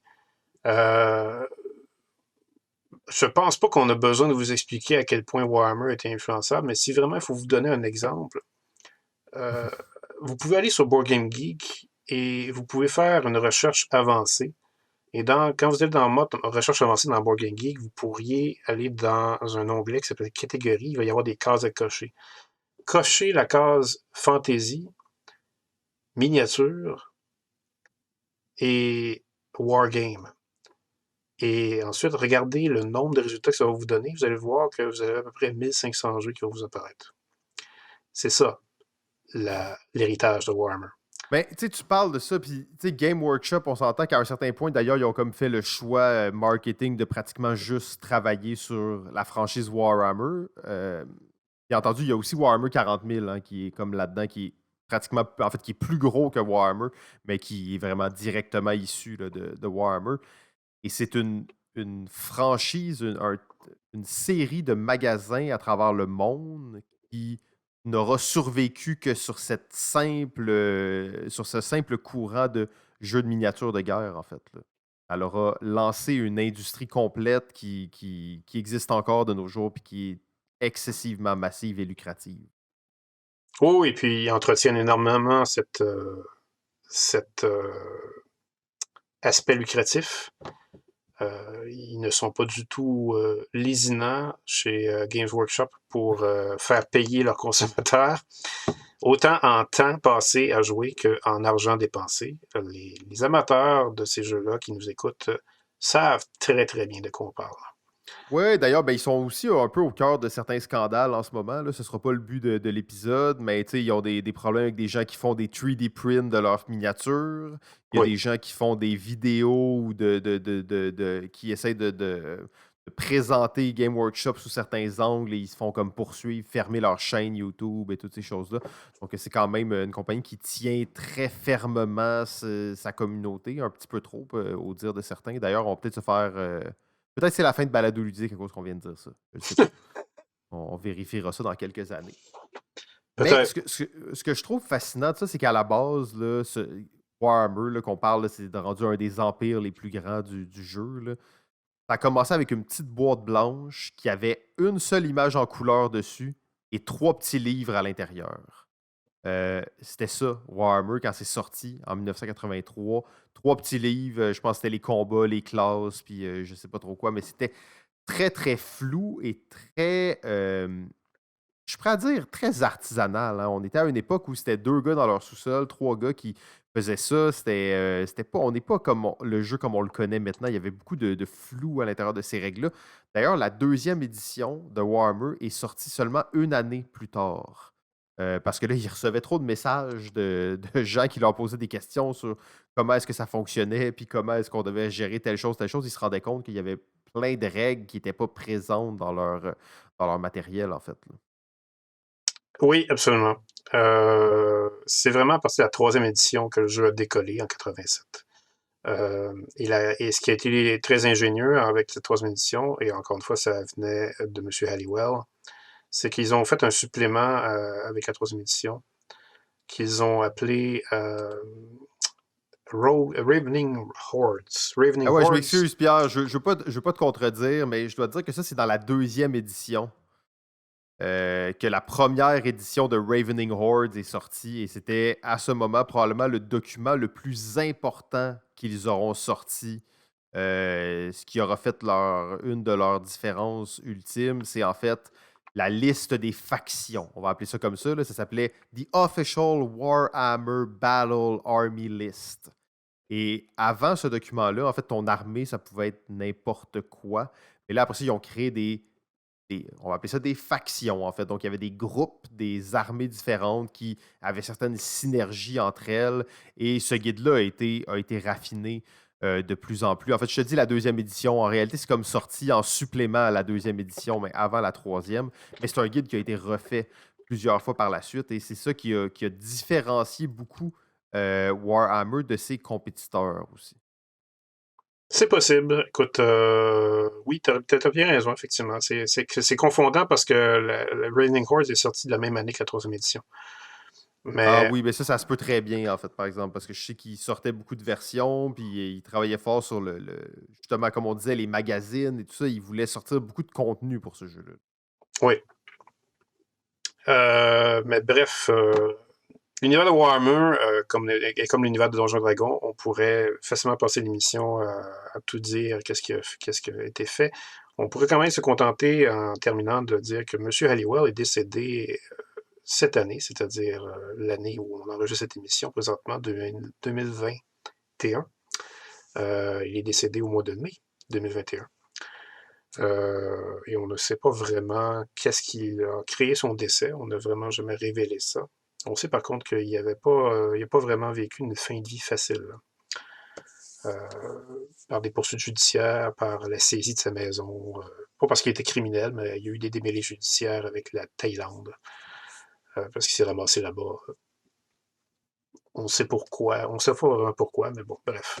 Halliwell a eu des mauvaises années, disons, après ses belles années à Warhammer. Parce il est sorti de Games Workshop vers la fin des années 90, si je me souviens bien. Parce que les autres qui étaient impliqués à ce moment-là, ben, en tout cas, surtout Rick Priestley, c'est encore quelqu'un qui est très actif sur la scène des jeux de société. On peut trouver des entrevues. D'ailleurs, il a écrit un livre il y a quelques années seulement, Tabletop Wargame. Donc, c'est quand même quelqu'un qui est encore très présent et qui fait des entrevues, qui parle de cette époque-là et qui fait encore même des nouveaux projets en ce moment, je pense. Mhm. Oui, donc Warhammer, comme tu l'as dit, Pierre, c'est sans fin, là. J'ai des notes et des notes sur ça, mais je pense que c'est pas le but de trop en mettre. On sait l'influence que ça a eu. Au-delà même du jeu vidéo, hein, ça a une influence sur. Au-delà du jeu de table, ça a une influence sur le monde du jeu vidéo. On compte même plus le nombre de jeux vidéo qui ont été faits sur Warhammer. Et ben, comme tu disais, les jeux de société, là, il y en a tellement aussi qui sont sortis en reprenant des concepts similaires à ces jeux de figurines. On pense d'ailleurs aux jeux de Star Wars qui sont sortis récemment comme Armada et tout ça, qui sont vraiment directement inspirés des jeux de figurines, d'escarmouches. Mhm. Tout à fait. Donc, on va passer au prochain jeu, qui est en fait un de mes jeux préférés. Un de mes jeux préférés. C'est dans mon top 100, là, mais quand même, c'est dans mon top 100. Donc, c'est un de mes jeux favoris. Euh, Je pense que c'est un jeu mille- quand même c'est un jeu qui a marqué beaucoup de personnes qui aiment les jeux de société. Je pense que oui, c'est dur de trouver quelqu'un qui n'aime pas ce jeu-là. effectivement. Puis, tu sais, on parlait la dernière fois des jeux qui ont comme. Tu sais, il y a des jeux là-dedans qui ont mal vieilli, hein. Même si c'est des jeux qui ont eu beaucoup d'influence, il y a des jeux que maintenant, tu peux plus vraiment les jouer parce ils ont été dépassés. Puis, ils sont plus si le fun qu'ils l'étaient. Ce jeu-là, je veux dire, il est encore pratiquement tel quel et il se vend encore et c'est un jeu que autant les familles et les gamers peuvent apprécier. Oui, absolument. C'est une de ses grosses forces d'ailleurs. Et je dirais même autant que les enfants que les adultes peuvent aussi aimer ça. Exact. D'ailleurs, je dois dire que c'est probablement le premier jeu moderne, on va dire moderne, même si c'est un jeu qui a quand même presque 40 ans maintenant, euh, qui m'a introduit à l'univers des jeux de société. On jouait à ça la nuit dans les Tim Hortons sur la rive sud. Pour ceux qui ont grandi sur la rive sud, vous savez qu'il n'y a pas grand-chose à faire et il n'y a pas de lieux qui sont ouverts toute la nuit, sauf les Tim Hortons. Fait qu'on allait là et on jouait à Scotland Yard. En fait, nous, on jouait à New York Chase, là, qui était la version qu'on avait plus ici en Amérique. Scotland Yard, 1983. D'ailleurs, gagnant du Spiel Gagnant du en Spiel en 1983. 80. Oui, en 83, Ouais. effectivement. Et d'ailleurs, beaucoup de premières pour ce jeu qui avait gagné le Spiel. C'était le premier jeu. Et tu sais, la dernière fois, on a dit qu'on s'avait fait une petite erreur parce qu'on a dit que Sherlock Holmes était le premier jeu coopératif à avoir gagné le Spiel. Mais en réalité, c'est que Sherlock Holmes, il l'a gagné en 85, son Spiel, même s'il est sorti en 81. Parce qu'il était traduit en allemand. Fait que ça, c'est le premier jeu avec des éléments coopératifs, parce que c'est pas un jeu 100% coopératif, et asymétrique à gagner le Spiel. C'était aussi le premier jeu qui était designé par des Allemands à 100% à gagner le Spiel. Et on va le voir un peu plus tard, mais Dorothy Garrell, c'est parce qu'il y avait une fille qui était dans ce groupe d'auteurs-là, était la première femme à gagner le Spiel. D'ailleurs, c'est toute une équipe hein, qui a créé ce jeu-là, Pierre. Ils sont 6, à vrai dire. Ils sont 6 et c'est le seul jeu pour lequel ils sont crédités, les 6. Oui, tout à fait, parce qu'ils ne sont même pas des auteurs de jeux, à vrai dire. C'est quand même fucké. Je trouvais ça C'était... vraiment bizarre. Tu sais. Oui, c'est une commande, littéralement, que Ravensburger a fait à ces 6 personnes-là, qui n'étaient pas... Dans Ravensburger, aucun ne portait le titre d'auteur de jeu, parce que, dans le fond, c'était pas vraiment Un encore titre qui un existait titre qui tant que ça. existait. Exactement. En fait, c'était... techniquement, là, c'était l'éditeur en chef, qui était finalement le chef du groupe, je dirais, le Warner Schlugel. Et puis ensuite, on avait le directeur marketing, le directeur des ventes, le graphiste et le directeur de production. Donc, c'était C'était vraiment... vraiment une équipe de travail. Là. Tu sais, c'était comme on a un projet pour vous, faites-le. Oui. Et faites-le comme on vous a dit de le faire, parce que dans le fond, Ravensburger voulait un jeu où on parcourait le monde pour s'éduquer. Faut vous dire que Ravensburger était dans une lancée dans les années 80. Ça a été les années d'or de Ravensburger. Ça a été vraiment de 80 à 85. Ravensburger s'est établi comme l'éditeur le plus important en Europe pour les jeux de société. C'était à l'époque où Asmodée n'existait pas encore. Et les Allemands avaient leurs éditeurs, mais Ravensburger avait vraiment une coche de plus, pour la simple raison qu'avant de faire des jeux de société, Ravensburger était une compagnie qui faisait du carton. Alors, ils avaient vraiment la belle corde à leur arc pour créer des jeux de société. Et la qualité de leur jeu, comme au niveau matériel, justement, et même graphique, était quand même aussi assez impressionnante, je pense, pour l'époque. Là. Oui, c'est vraiment eux qui ont monté la qualité de production de jeux. Les premiers, parce qu'après ça, il y en a eu d'autres, mais ça a été vraiment les premiers qui ont vraiment monté la qualité de production de jeux en Allemagne. Et puis, quand ils ont demandé à l'équipe des 6 de faire leur jeu, ben, les 6, éventuellement, ils ont bifurqué après quelques mois de raisonnement et de développement et de brainstorming, et ils se sont dit, pourquoi on ne ferait pas plutôt un jeu de chasse au renard? Puis on incarnerait des chiens, puis il y en aurait un qui incarnerait un renard qui se sauverait. Et puis là, ben, ça fonctionnait encore, mais pas tout à fait. Parce qu'il y en avait dans l'équipe qui avait pas vraiment, qui sentait pas le jeu comme il devait être senti. Et c'est là qu'avec une séance de brainstorming, ils se sont dit à quoi on aimait jouer quand on était petit. Quand on était enfant, qu'est-ce qui nous excitait? À police puis au voleur. Police puis au voleur. Parce qu'évidemment, il fallait qu'ils pensent à quelque chose qui les excitait lié aux mécaniques de jeu, de parcours qu'ils avaient trouvé et d'un renard qui se cachait. Et c'est comme ça qu'ils sont aboutis à Police et voleurs. Et c'est comme ça que Scotland Yard est arrivé, parce qu'ils ont tout simplement choisi un endroit célèbre où il y avait des polices. Ils ont tout de suite pensé à la station de police de Londres. Et Scotland Yard était né avec ça. Et puis Scotland Yard est devenu un succès retentissant en un rien de temps. Scotland Yard a vraiment capté le public. Oui, Simon? En moins de 2 ans, il avait vendu 1 million de copies. Hein. C'est même plus que ça. En fait, oui, effectivement. Oui, tu as raison. En moins de 2 ans, il avait vendu 1 million de copies. Et quand ils ont produit leur édition anniversaire en 2003, ils étaient rendus à 4 millions de copies vendues dans le monde.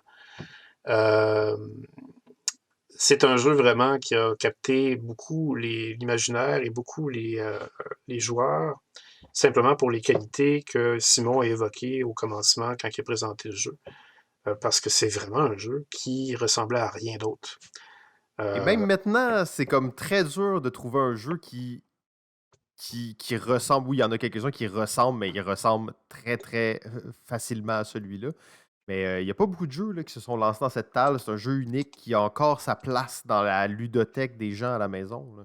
Ouais, si on pouvait nommer un jeu, en fait, qui est apparu avant Scotland Yard, c'est Stop Thief. Euh, Oui, allô? Oui, allô?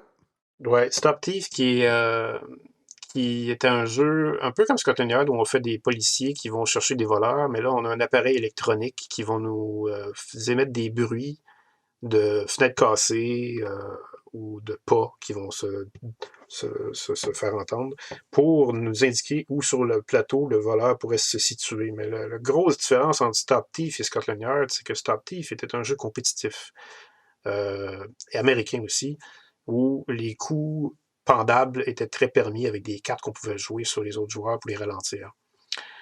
Donc, il y avait, puis il y avait du hasard. Alors que dans Scotland Yard, il y Ben, en... c'est ça que j'allais dire. C'est que Scotland Yard, oui, ça peut être facilement présenté comme un jeu familial, Oui, mais après, c'est un jeu aussi qui a une qualité de réflexion assez impeccable, là. On parlait de Mastermind l'autre fois. Là, on est comme encore une fois dans le jeu de déduction, mais très pointu, là. oui, c'est ça, exactement. C'est du jeu de déduction très... En fait, c'est plus que du jeu de déduction très pointu. C'est une nouvelle catégorie de jeu de déduction, littéralement. Et, euh, et ça vient joindre nos angles d'approche qu'on a évoqués par le passé, quand un jeu ouvre une nouvelle sorte de catégorie de jeu. Scotland Yard en est un. Bon, on s'entend, c'est pas une catégorie de jeu qui a été aussi influente que Warhammer ou que Donjons et Dragons, mais c'est une sous-catégorie de déduction qui a été développée, alors qu'avant Scotland Yard, il y avait deux catégories. Il y avait celle qui avait été créée par Code 777, par Robert Abbott, les jeux de induction. En fait, c'est plus Illusis qui a créé ça, de Robert Abbott. Et il y avait Clou, bien sûr, le jeu de déduction classique. Mais il n'y avait pas de jeu où il y avait de la chasse à l'homme caché, où il fallait trouver ce joueur caché, cet élément caché par déduction.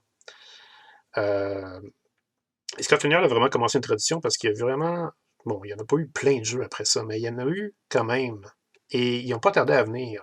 Chez C'est quand même Game, des jeux qui sont encore marquants malgré tout, là. absolument. Pas plus tard que 3 ans plus tard, à vrai dire. Chez Games Workshop, en plus. Il y avait The Fury of Dracula, qui reprenait Scotland Yard, mais qui l'adaptait pour les gamers. Là, on chassait Dracula et on incarnait un personnage des romans de Bram Stoker. Et on avait des pouvoirs et on avait des caractéristiques. Et là, ça devenait vraiment un Scotland Yard avec plein de règles. Qui est Euh, encore réédité à ce jour. Il a été réédité, je pense, par Fantasy Flight il y a quelques années à peine, là. oui, exact. Et en plus, on a aussi, en 88, le seul et l'unique, le légendaire Alex Randolph, qui se mettait en équipe avec Léo Colovini pour faire son Scotland Yard à lui, qui était vraiment un Scotland Yard très original, là où on était non plus tous en train de chasser un joueur, mais on était plutôt deux équipes qui s'affrontaient une contre l'autre, mais il fallait commencer par trouver qui était notre coéquipier autour de la table, et après ça, il fallait trouver c'était quoi notre mission. Euh, mais ça se déplaçait, les choses, les déplacements sur le jeu se faisaient vraiment de façon très similaire à Scotland Yard. Et puis, ben, après ça, il y en a eu d'autres encore. Mais non, mais là, Pierre, je veux pas. Mais là, les gens sont comme à la maison. Mais là, Pierre, c'est quoi le jeu? C'est quoi le jeu? Mais le jeu d'Alex Randolph et de Léo Colovini que t'as pas nommé. Ah, c'est vrai.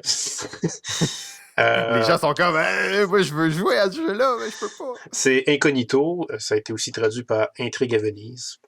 Donc, c'est d'ailleurs dans mon top 10 de tous les temps. Donc, c'est à jouer. Mais seulement, le seul défaut de ce jeu-là, c'est qu'il doit se jouer à 4. Absolument 4. Ouais. C'est le seul défaut, mais ce jeu-là, c'est impeccable, en fait. Ouais. Puis bon, après ça, on pourrait en nommer d'autres encore, mais c'est vraiment ça, Scotland Yard. C'est tout un nouveau genre qui est né et un genre fascinant parce que c'est très, très facile de se laisser emporter par l'enquête qu'on fait. Et c'est même très facile de se laisser emporter euh, par le rôle qu'on incarne si on se cache. Parce Ah, qu'on... ben, en fait, les deux rôles sont très forts dans ce jeu-là. Et souvent, les jeux asymétriques, tu sais, t'as un rôle des fois qui est comme un peu moins intéressant. Les gens veulent moins le faire, mais dans ce jeu-là, les deux rôles sont tellement forts. En fait, comme tu dis, ils sont immersifs. Ben, très fortement. Là. Oui, c'est ça. C'est vraiment ça qui est la force du jeu, c'est qu'il est immersif et à la fois mécaniquement très différent et ingénieux. Et c'est aussi, d'ailleurs, quand je vous disais que c'est les années d'or de Ravensburger, Scotland Yard, c'est avec deux autres jeux chez Ravensburger, le seul. En fait, il fait partie du trio de jeux de Ravensburger qui est réédité à chaque année.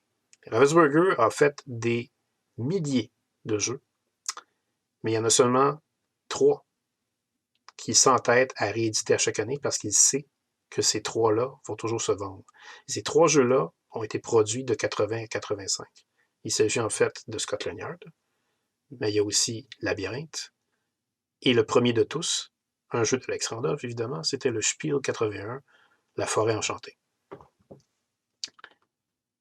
Ben, en fait, ça, je suis content que tu t'apportes cet aspect-là. La dernière fois, on avait parlé un peu des mécaniques de jeu, des mécanismes de jeu qui se faisaient, si on veut, réécrire et dépasser par des nouveaux jeux qui sortaient, qui faisaient les choses de manière plus élégante, de manière plus intelligente, de manière plus accessible, peu importe. Mais Scotland Yard, c'est un peu aussi la preuve que même si on le sait, là, mais c'est une des preuves que les vrais classiques existent et que ces jeux-là ne seront probablement pas dépassés. Oui, il y a d'autres jeux qui vont reprendre la même chose, mais ils ne seront pas effacés de l'histoire du jeu parce qu'ils vont rester, encore une fois, jouables année après année. Oui, tout à fait. En fait, tu parles as parlé aussi du Spiel, puis on en a parlé un peu au début. On oublie souvent le Spiel, c'est le début du Spiel à cette époque-là. Là. C'est comme ça fait 5 ans à peu près que ça existe, quelque chose comme ça. Et il y a beaucoup de théories derrière le fait que Scotland Yard, c'est aussi, en fait, c'est ce jeu-là qui aura donné beaucoup de crédibilité et de notoriété au Spiel parce que lors de la deuxième impression du jeu, le logo du Spiel était sur Scotland Yard.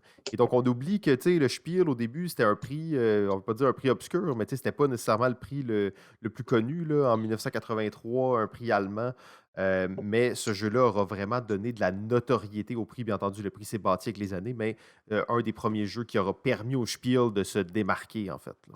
Oui, absolument. Ce que tu dis là est assez important parce que il fallait évidemment que le Spiel de CRS se fasse une place pour devenir ce qu'il est devenu, c'est-à-dire maintenant un prix que toute l'industrie au niveau mondial surveille parce qu'ils savent qu'ils vont faire des centaines de milliers de ventes si leur jeu gagne. À ce moment-là, quand on regardait Scotland Yard dans les magasins, on voyait le logo, mais c'était pas marqué Spiel de CRS parce que ça pouvait rien dire pour les gens.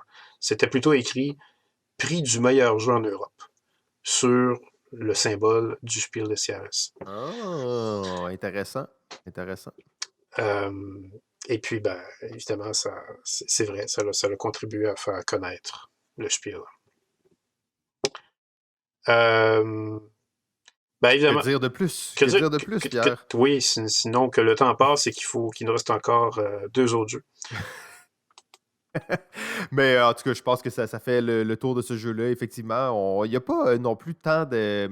Pas qu'il n'y a pas tant d'informations, mais j'aurais aimé voir des entrevues avec les créateurs de ce jeu-là, voir comment ça s'était passé. Je pense qu'ils ont travaillé comme 9 mois là-dessus, ils ont sorti le jeu, puis c'était ça, mais comme il a dû se passer plein de choses. J'aimerais ça avoir un journal de bord des designers pendant qu'ils le faisaient, une entrevue qui parle comment c'était la dynamique, créer ça à 6 personnes, puis comment ça s'organisait. En tout cas, dommage que ce document-là n'existe pas, en fait. Non, effectivement. Ben Pierre, ça va être à toi tout de suite la parole parce qu'on s'en va maintenant 2 ans plus tard, en 1985, et je te laisse introduire ce jeu sur lequel je n'ai trouvé que très, très, très peu d'informations, en fait. Ce qui est normal, parce que c'est un jeu qu'on ne voit plus sur le marché, bien que on voit encore de ces nouvelles incarnations, parce que ce jeu-là est quand même passé à l'histoire. Il a marqué son époque suffisamment pour qu'on le reprenne ensuite, pas par le même éditeur, parce que c'est un jeu de chez Ravensburger, justement, dans ses belles années. Mais comme Ravensburger voulait rééditer seulement 3 jeux, celui-là en faisait pas partie. Mais là, Pierre, avant que tu te lances, là, on avait dit qu'il fallait qu'on enlève 1 ou 2 jeux de la liste pour arriver vraiment à 50. Là, celui-là, il aurait-tu pu faire partie des jeux qu'on allait enlever? Ou... Absolument pas. Et je, OK. vais, et je vais vous dire pourquoi ce jeu-là est si important. Ce jeu-là est important, premièrement, parce que c'est un jeu qui a été créé par un des trois grands maîtres du jeu allemand. What? Monsieur Wolfgang Kramer est à l'origine de ce jeu.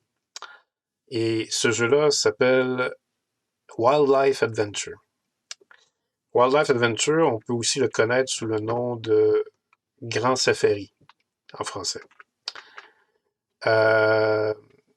Et qu'est-ce que c'est Grand Safari ou Wildlife Adventure? Ben, c'est un jeu, justement, on expliquait quelles étaient les premières démarches pour créer Scotland Yard. C'était une Finalement, ils l'ont fait leur jeu à travers le monde et tout ça. Là. Ben oui, absolument. Ils l'ont fait. Ils ont dit à Kramer, fais-nous donc ça, toi, le jeu qu'on voulait que Scotland Yard soit. Et Kramer est assez ingénieux pour avoir collé ça à ce qu'il avait déjà fait, parce qu'il faut vous dire que Kramer avait dans son sac quelque chose qui était déjà à l'origine de Wildlife Adventure. Wildlife Adventure est effectivement un jeu où on parcourt le monde sur une carte géographique mondiale, où on doit essayer d'aller chercher des photos d'animaux, simplement. C'est un jeu vraiment qui a l'air complètement destiné aux enfants pour leur faire l'éducation de l'écologie mondiale. Ou de la zoologie mondiale, je dirais. Mais c'est beaucoup plus que ça quand on regarde les mécaniques. En fait, ça devient un jeu pratiquement pour adultes quand on regarde la mécanique, bien que c'est assez familial. C'est assez familial parce que Kramer a voulu en faire quelque chose de plus familial que quelque chose pour les enfants. Parce que Kramer a pris l'origine de ce jeu-là, il a été chercher ça dans un autre jeu qu'il avait créé au tout début de sa vocation de créateur, d'auteur de jeux, à vrai dire, en 1974. Parce que peut-être le monde ne le savent pas, mais Kramer crée des jeux depuis le début des années 70. C'est quand même tout un titan, hein? Il sort encore des jeux maintenant. Puis... Oui, je pense qu'il est même rendu proche de 80 ans, sinon il l'a déjà. Kramer avait fait en 1974 un jeu qui s'appelle Legamax. Legamax, c'était un jeu très abstrait, édité par un éditeur qui s'appelle As. Et non, ça ne veut pas dire ce que vous pensez. As, c'est un anagramme pour un éditeur allemand qui s'appelait Altenburger und Stralsunder Spielkartenfabriken. C'est un éditeur allemand qui n'existe plus aujourd'hui, mais bon, peut-être vous connaissez l'un de leurs plus grands succès qui s'appelle Schotten Totten. Ils ont produit le jeu de Legamax de Kramer à 1974. C'est un jeu abstrait où on joue des cartes avec des chiffres pour aller rejoindre ces mêmes chiffres sur un damier. Chaque croisement de lignes sur le damier a des chiffres qui sont associés aux chiffres qu'on joue avec les cartes. Et on va faire des chemins sur le damier. On va, sur chacune des lignes entre chaque chiffre, on va placer des bouts de bois, des espèces de rillettes de bois. Des bouts de bois qui vont faire des chemins, finalement. Et ces chemins-là vont faire des connexions. Et le but, c'est de connecter des chiffres ensemble. Et c'est simplement... Il y a quelques règles de plus, mais c'est très, très épuré comme jeu. Et bien sûr, ça n'a pas eu vraiment le succès escompté à l'époque. C'était beaucoup trop austère, surtout pour un jeu pour enfants, alors que sur la boîte du jeu, on voit des enfants. Alors, on se demande vraiment à quel point on veut intéresser les enfants avec ça. Mais 74, on est ailleurs. Là. On est ailleurs. C'était l'époque où il fallait mettre des photos sur les boîtes de jeu, comme on l'avait vu avec Mastermind. Mais là, on n'était pas vraiment dans le côté sexy de Mastermind ici. Donc, Kramer a voulu se reprendre avec Wildlife Adventure. Il a été chercher ses mécanismes, excusez-moi, de chemin à poser sur un plateau. Mais là, il a voulu coller ça au thème de course autour du monde que Ravensburger souhaitait faire avec un jeu.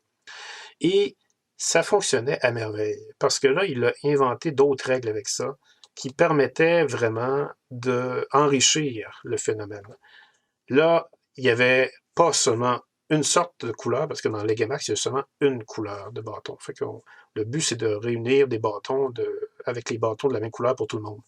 Mais là, il y avait 3 couleurs à gérer. On pouvait jouer avec 3 couleurs, fait qu'on avait beaucoup plus de choix quand on plaçait des bâtons. Et ensuite, il fallait aller chercher des destinations d'animaux selon les cartes qu'on avait dans les mains. Donc, si on avait une carte de panda, ben, il fallait se rendre à Pékin pour jouer la carte de panda. Mais bon, il fallait vraiment la jouer au moment où il y avait un bâton qui se posait pour aller rejoindre Pékin. Parce qu'après ça, si un bâton partait de Pékin pour aller ailleurs et qu'on n'avait pas joué notre carte à temps, on était pris avec notre carte. Alors, il fallait être très attentif au jeu parce qu'un autre joueur pouvait placer le bâton qui se rendait à Pékin à notre place. Et là, c'était vraiment une tension qui pouvait se produire si on n'était pas attentif. Il y avait également le fait que des objectifs communs pouvaient se donner. C'est-à-dire qu'il pouvait y avoir des cartes sur le bord du plateau qu'on pouvait aller chercher si on ne les avait pas dans les mains. Et là, ces cartes-là qu'on allait chercher faisaient des points supplémentaires si on était assez vigilant pour aller les chercher avec les chemins qu'on traçait. Et éventuellement, ben, quand un chemin ne pouvait plus se faire, la partie se terminait parce qu'un chemin pouvait arrêter d'être fait si il arrivait un cul-de-sac ou s'il ne restait plus de bâtonnet de couleur. Il y a quelques autres règles encore, évidemment, mais simplement ce concept-là, qui semble assez simple et assez basique, était suffisant pour donner toute l'élégance à Wildlife Adventure et toute la fascination pour que les joueurs accrochent. Et les joueurs ont accroché. Pas juste un Parce que peu. tu as l'air de sentir vraiment que tu te déplaces avec cette espèce de système de réglettes et de bâtonnets. Là. Oui. Ça donne vraiment l'impression de voyage. Et en plus, le fait qu'on connaissait, on apprenait c'était quoi les animaux à travers le monde, ça donnait une petite plus-value au jeu qui donnait une sensation de bon feeling, qu'on devenait un petit peu plus intelligent. Comme Wingspan peut l'être. Comme Wingspan peut l'être, exactement. Et puis, ben, le jeu a vraiment fait ses preuves parce que Kramer a vraiment frappé un hit avec ça. Quand il a sorti son jeu, ça s'est vendu en 300 000 copies et plus l'année que c'est sorti. Et là, on ne parle pas d'un Spiel des CRS, même si le jeu a été nominé cette année-là. Le jeu n'a pas gagné le prix du Spiel. Et il a quand même réussi à se vendre à 300 000 copies. Et il a vraiment été un succès, pas seulement à l'échelle du pays de l'Allemagne, mais de l'Europe.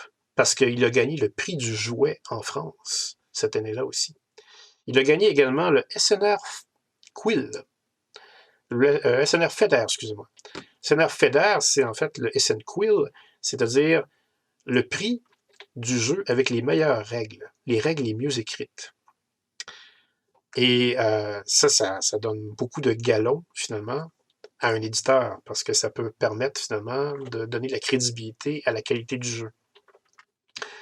Et non seulement ça, mais je vous dirais qu'un auteur de jeu a remarqué ce jeu-là à son époque, et c'est devenu son jeu préféré à l'instant où il a joué. Et encore aujourd'hui, en 2021, lorsqu'on demande à cet auteur-là quels sont ses 20 jeux préférés de tous les temps, Wildlife Adventure demeure dans son palmarès. Cet auteur-là, c'est ni plus ni moins que Monsieur Aventurier du Rail, Alan Moon. En plus, quand tu regardes une partie en cours de Wildlife Adventure, tu peux pas ne pas faire le parallèle avec les Aventuriers du Rail, en fait. Exactement. Je vous dirais même plus que ça. C'est frappant. Là. Tu regardes le jeu, tu pourrais croire que c'est une espèce de proto des Aventuriers du Rail. Ben, à vrai dire, c'est pas seulement les Aventuriers du Rail. Alan Moon a fait sa carrière sur Wildlife Adventure. Parce qu'avant les Aventuriers du Rail, Alan Moon a fait d'autres jeux. Et il y a eu d'autres succès. Il y a même d'ailleurs eu un autre Spiel des CRS avant celui qu'il a eu avec les Aventuriers du Rail. Celui-là, il l'a eu en 98 avec Elfenland. Et Elfenland, c'est un autre jeu qui est inspiré par Wildlife Adventure parce que c'est un jeu où on fait des chemins également et on doit atteindre des destinations précises et on doit faire le tour de la carte. Mais là, c'est dans un univers fantaisiste, elfique et plus méchant aussi. Et il y a eu aussi un autre jeu que Alan Moon a fait qui s'appelait Airlines, qui est devenu Airlines Europe il y a quelques années. Un jeu de spéculation où on fait des lignes de chemin aérien qui fait penser aux Aventuriers du Rail et qui est encore une fois un clin d'œil à Wildlife Adventure. Il a fait également Santa Fe Rails, qui est comme un aventurier du rail, mais pour les gamers, je dirais. Et il a vraiment dit, même dans une entrevue, que l'inspiration directe pour Santa Fe Rails, c'est Wildlife Adventure. Santa Fe Rails est devenu ensuite Clipper chez Jeux des cartes. Et il a fait aussi un jeu qui s'appelle Union Pacific, qui est finalement l'ancienne version de Airlines Europe. Bref, il a fait plein de jeux qui sont vraiment le résultat Les de... enfants spirituels de Wildlife Adventure. Oui, mais il n'y a pas juste eu Alan Moon. On parlait d'auteurs au début qui sont influencés par un autre jeu. Ben, Alan Moon en fait partie, mais il y a eu aussi Martin Wallace. Martin Wallace a fait un jeu qui s'appelle Steel Driver en 2008. Jeu de train aussi, qui se fait exactement pareil comme, ben, pas exactement pareil, mais qui fait penser beaucoup à Wildlife Adventure et qui fait penser beaucoup aussi au jeu d'Alan Moon, Santa Fe Rails. Quand vous pensez à Brass, ben, il y a du Wildlife Adventure dans Brass de Martin Wallace. Parce que quand vous faites les chemins qui lient les villes ensemble avec vos trains puis vos bateaux, vos canaux en fait, pour essayer de faire migrer vos ressources et pour essayer de faire finalement des points, ben, c'est du Wildlife Adventure très sophistiqué que vous faites là. Donc, Wildlife Adventure, c'est vraiment une pierre d'assise. C'est en fait un jeu qui a permis aux gamers américains, que Alan Moon était, de s'intéresser très sérieusement aux jeux allemands. Parce qu'Alan Moon a appris à connaître les jeux allemands avec Wildlife Adventure. Après ça, il a commencé à s'intéresser à d'autres jeux. Et de plus en plus, il a commencé à se dire c'est dans la scène allemande que l'avenir du jeu de société se trace. C'est pour ça qu'il a voulu présenter tous ses futurs succès chez les Allemands avant les États-Unis. Et je dirais même que Wildlife Adventure témoigne lui-même de son succès parce qu'il a été, comme je vous l'ai dit au début, réitéré en plusieurs versions. Encore, la dernière version de Wildlife Adventure s'est faite en 2014. Dernière édition en date. Je pense que ça s'appelait Expédition. En fait, Expédition a aussi été le titre de Wildlife Adventure qui a été réédité exceptionnellement par Ravensburger en 2003. Et là, tu parles de toute cette inspiration mécanique de la chose, mais il y a les jeux aussi qui inspirent des auteurs à devenir auteurs, peut-être. Tu sais, sans que ça soit que tu te bases sur un jeu pour faire tes jeux, mais juste que le fait d'avoir joué à ce jeu-là t'a donné le goût de faire des jeux.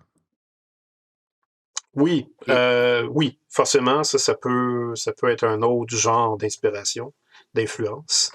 parce que là, Pierre, là, moi, je suis hors de moi. Là. J'ai fait une découverte sur. La seule chose que j'ai trouvée sur Wildlife Adventure, je l'ai trouvée en regardant la pochette, la couverture du jeu. Oui, effectivement, il y a ça aussi. C'est Puis ça. là, personne ne m'avait jamais parlé de ça avant. Pourtant, moi, j'ai parlé en tout cas, vous allez comprendre, en fait. Je parle, bien entendu, de Richard Breeze, l'auteur de Keyflower, toute la série Key, mais d'autres jeux très classiques, qui, lui, a découvert le jeu Wildlife Adventure quand il était plus jeune, en fait, et c'était un classique à la maison. Wildlife Adventure, c'est pas nécessairement le jeu qui l'a rendu designer, mais c'est un des jeux qui aura formé sa jeunesse. Et le jeu Inhabit the Earth, vous savez, ce jeu que j'apprécie particulièrement, qui a une couverture absolument unique. Inhabit the Earth, un dessin sur la couverture qui est immanquable, en fait. Et ça pourrait empêcher les gens de jouer. En fait, je me suis toujours dit, on dirait un vieux Ravensburger. OK? C'est bizarre, je me suis toujours dit ça. Et en fait, c'est la copie, c'est un hommage à la couverture de Wildlife Adventure, en fait, obtenue avec la permission de l'illustrateur de Wildlife Adventure ainsi que Ravensburger. Alors, il a pu faire un hommage. La couverture de Inhabit the Earth, c'est un hommage au jeu Wildlife Adventure. C'est exactement la même pochette, la même couverture, mais dessinée par la femme de Richard. C'est quoi son nom déjà? Je vais vous retrouver ça, je pense que c'est Lucy, mais c'est elle qui fait son artwork pour tous ses jeux. Et c'est la même couverture, mais faite dans son style à elle. Donc, une autre forme d'inspiration aussi qui est très, très pointue. C'est presque un Easter egg, mais quand même, je trouvais ça vraiment intéressant. Pour conclure, désolé, c'est Juliette Breeze, son nom. Oui, Simon, tu as bien pointé. C'est un hommage à Wildlife Adventure. C'est vous dire, encore une fois, que le jeu a marqué son époque. Le jeu a surtout marqué les personnes qui y ont joué. J'en suis d'ailleurs. Quand vous me demandez quel est mon jeu de Wolfgang Kramer préféré, c'est ce jeu-là que je vous réponds. Pas parce que... En fait, je l'admire surtout, même s'il est moins cérébral que plusieurs autres jeux que Kramer a fait. C'est quand même un jeu que j'admire pour ce qu'il a réussi à faire et par son élégance absolument pure et divertissante. Ben, très cool, Pierre. Tu m'as convaincu finalement que ça avait sa place en me disant que ça t'a inspiré toi et ça a une influence sur toi. C'est comme ça que tu m'as convaincu. Il fallait que je dise ça, hein, parce que c'était pas assez de Ouais. dire que la carrière d'Alan Moon était basée sur Wild Adventure. Non, ça, c'est quand même une influence légère. Donc, Bon. ben, super. On va conclure avec un jeu. On dirait qu'on a tendance à conclure avec des genres de jeux, des immanquables du jeu. Un autre jeu qui est totalement dans la lignée de Trivial Pursuit. En fait, quand c'est sorti, c'était le nouveau Trivial Pursuit. Au dire de l'auteur Rob Angel, The world decided that Pictionary would be the next Trivial Pursuit. Donc, le monde a décidé que Pictionary allait être le nouveau Trivial Pursuit. Bien entendu, Pictionary 1985, connu principalement sous plein de noms, là, donc Pictionnaire, mais c'est le jeu Fais-moi un dessin, en gros. Hein. On a un dessin, on a une carte avec un mot dessus, on doit le dessiner, notre partenaire doit trouver le mot ou le partenaire, je ne sais même pas si ça se joue en équipe, désolé. Ça joue en équipe, Ouais, c'est Pictionary, ça. Donc, notre ça- partenaire doit trouver. oui. Euh, Tout ça part d'un type, Rob Angel, 18 ans, est en école des affaires, en fait. Et donc, il veut être comme son père, un homme d'affaires, tout ça. Et trouve que c'est vraiment important, ces choses-là.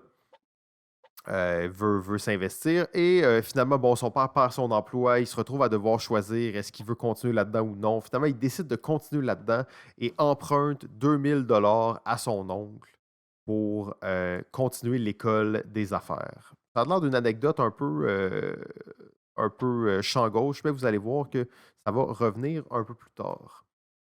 Finalement, justement, il termine l'école, rembourse sa dette, tout ça, et est attiré particulièrement par tout ce qui est marketing, donc développer des produits, tout ça, et pas tant intéressé par tout l'aspect administration.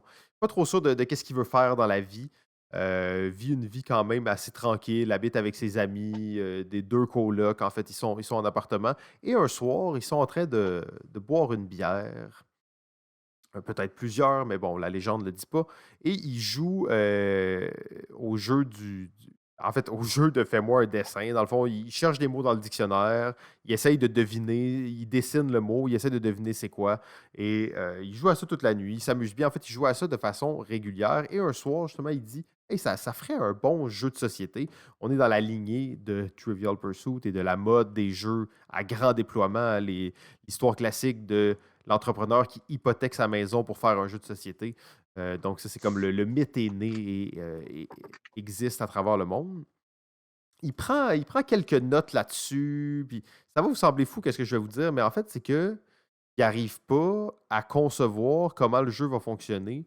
En fait, il n'arrive pas à se dire comment est-ce que les gens vont choisir les mots pour écrire En fait, comment ils vont faire pour écrire les mots, pour choisir les mots. Donc, il ne sait pas comment les gens vont. Il dit je ne peux pas imaginer que les gens vont prendre un dictionnaire et qu'ils vont choisir les mots dedans. Je peux pas mettre. Fait qu'il est comme bloqué à cette étape où. Puis là, sûrement que vous dites à la maison que c'est un peu bizarre, mais on est à une autre époque et on s'entend que Rob Angel, on a vu plein de types de gens, mais c'est pas un joueur fervent de tous les jeux de société et tout ça. Tu sais, c'est quelqu'un qui aime jouer à des jeux comme ça, mais c'est pas le grand designer de jeux qui en fait une carrière. Donc, il ne sait pas comment il va régler ce problème-là. Finalement, il part 3 ans en Europe, puis il s'en va en backpack. Il fait sa vie en Europe. Je sais pas si Pierre, tu voulais parler de cette période-là de sa vie ou. Euh, non, pas forcément, continue. Non, c'est bon, c'est juste, c'est comme il est parti 3 ans en Europe, il revient, il trouve ses notes ça fait 3 ans qu'il est parti en Europe, il revient chez lui, bon, il déménage ses affaires, il retrouve ses vieilles notes de son jeu, puis il dit ah, comment on va faire pour faire ça encore? Il est comme revenu là-dessus et il reçoit en cadeau de sa mère le jeu Trivial Pursuit, le gros jeu du moment qui fait le buzz. Il reçoit ça et il commence à jouer un soir avec ses amis et dès qu'il prend la première carte, et là, il réalise, c'est bon, je vais je sais comment faire, je vais imprimer les mots sur des cartes. Et là, Et bon, ça sort. il y a eu aussi l'idée du plateau, parce que le plateau de Pictionary, il y a un plateau dans Pictionary, on ne réalise pas toujours, mais il y a un plateau avec des cases colorées. Et ça lui a donné la même idée en voyant le plateau aux cases colorées de Trivial Pursuit. Donc, c'est comme si toute cette idée-là d'un jeu que tout le monde pas connaissait, mais tu sais, c'était un jeu de dessin puis de mots. Je veux dire, ça a toujours existé d'une certaine façon. Pas toujours, mais bon, c'était là, c'était dans l'air. Les gens jouaient à ça, mais c'était pas commercialisé. Et en voyant Trivial Pursuit, c'est comme s'il y avait eu l'illumination de comment est-ce qu'il devait faire le sien. Euh, et là, bon, c'est l'histoire classique hein, de la compagnie qui va contre vent et marée, qui emprunte en tout cas, il y a plusieurs étapes là, où au final, il a acheté un dictionnaire à 4 piastres et il a écrit une liste de mots. C'était sa première étape. Il a fait des mots. Il connaissait rien. C'était une autre époque. C'était pas l'époque de l'Internet. Donc, pour faire le jeu, pour le produire, en fait, il devait trouver des gens qui faisaient des boîtes, des gens qui faisaient de l'imprimerie, des gens qui faisaient des cartes, des gens qui faisaient. Donc, il devait rassembler tous ces gens-là. Il a été dans les pages jaunes, hein, puis il a tout simplement appelé des compagnies qui faisaient ces choses-là. Il s'est retrouvé à travailler avec 9 compagnies différentes qui lui envoyaient toutes les pièces de son prototype chez lui. Parce que lui, il était là, il faut que je fasse ça, c'est ma vie, c'est ça qu'il faut que je fasse. Et juste pour vous dire, à l'époque, ça lui coûtait 22 $ par copie et il vendait le jeu 15 piastres.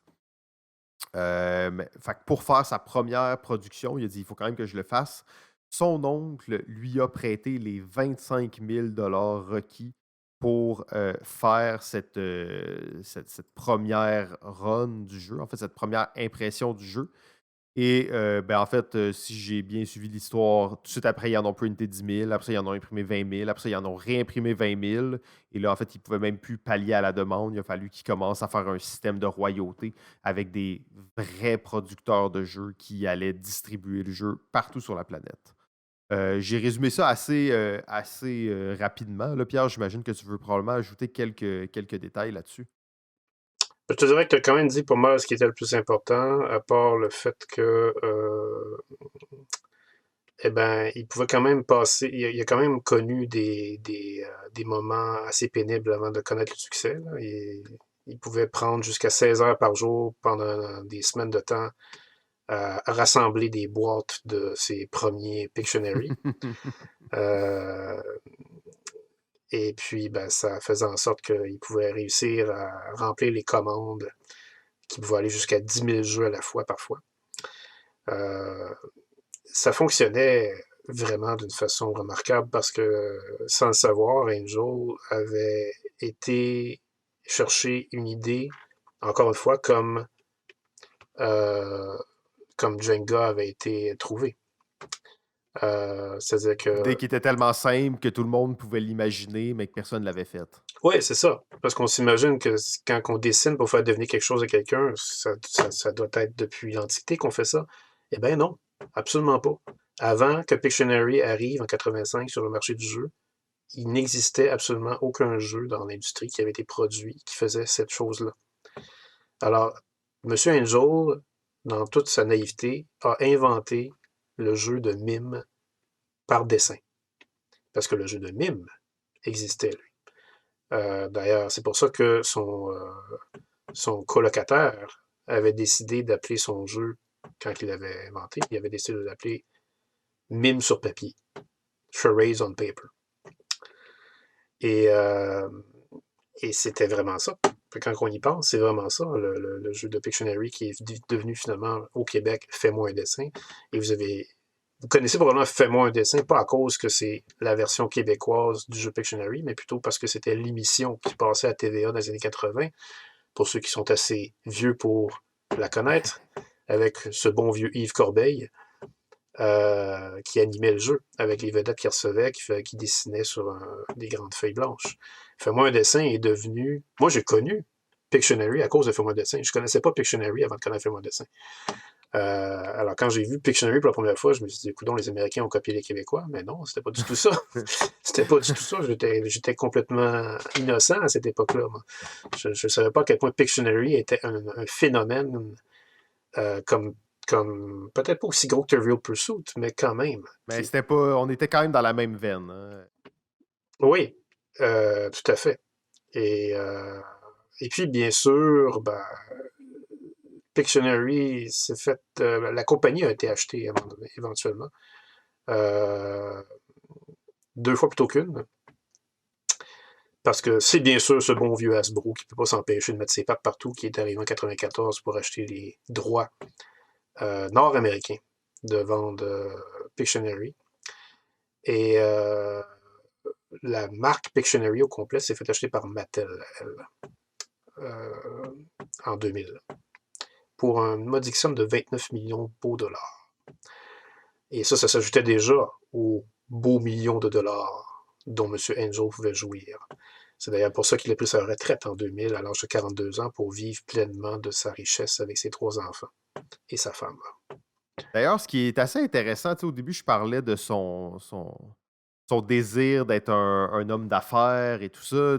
Finalement, ça s'est converti dans l'entrepreneuriat, mais il cherchait vraiment une idée qui allait en faire sa business. Là, donc, c'est comme né. Oui, il voulait faire ce jeu-là, il y croyait vraiment, mais il y avait un. C'était vraiment bâti comme une entreprise qui était là pour faire de l'argent, contrairement, mettons, le concept de l'auteur de jeu. On vient de parler de Kramer et tout ça, qui en fait pratiquement, qui est pratiquement un Picasso du jeu à un certain point. C'est un artiste du jeu, alors que là, on était vraiment de l'autre côté complètement, dans le côté très commercial de la chose. Oui, ça paraît d'ailleurs simplement dans la façon que le jeu est fait. Même si c'était du jamais vu avant, il reste quand même que c'est excessivement élémentaire comme façon de jouer. On lance un dé d'ailleurs dans ce jeu-là pour avancer. Non, en fait, on lance pas un dé pour avancer, mais il y a un dé quand même qui est lancé pour, je pense, créer des limites pour faire deviner le dessin. Mais c'est très, très, très... C'est aussi élémentaire que Trivial Pursuit d'une certaine façon. Et c'est ce qui a fait, encore une fois, le succès de ce jeu-là, c'est que c'était la simplicité instantanée pour les gens qui ne jouaient pas à des jeux. Exact. Et après, ben, évidemment, il y a eu d'autres jeux qui ont suivi le même chemin que Pictionary pour essayer de le rendre plus sophistiqué. Les auteurs de jeux qui sont des Picasso de jeux, d'ailleurs, s'y sont prêtés. On pense seulement à Vlados Fatil, M. Codenames, qui a fait Pictomania, je pense, il y a 7 ou 8 ans, qui est un Pictionary, mais à la sauce Vlados Fatil. Alors, il faut s'attendre à ce qu'il y ait quand même des petites règles un peu plus sophistiquées pour limiter vos dessins. En fait, les jeux de devinettes de dessin, tu parlais de Warhammer tantôt, là, je veux dire, les jeux de devinettes de dessin, on les compte plus depuis un certain temps. Là, il y en a chaque année qui continuent de sortir, puis c'est toujours une réinvention, mais au final, ça reste de faire deviner quelque chose en dessinant quelque chose. Oui. Ouais, donc tout un colosse. En fait, c'est ça, c'est sûr que pour faire les épisodes, on cherche l'information à plein d'endroits différents. Moi, j'aime bien essayer d'écouter des entrevues avec les auteurs, les autrices, si c'est possible. Et ce qui est quand même drôle, c'est qu'il y a beaucoup d'entrevues avec Rob Angel, mais c'est toujours des entrevues dans des podcasts ou dans des chaînes sur l'entrepreneurship.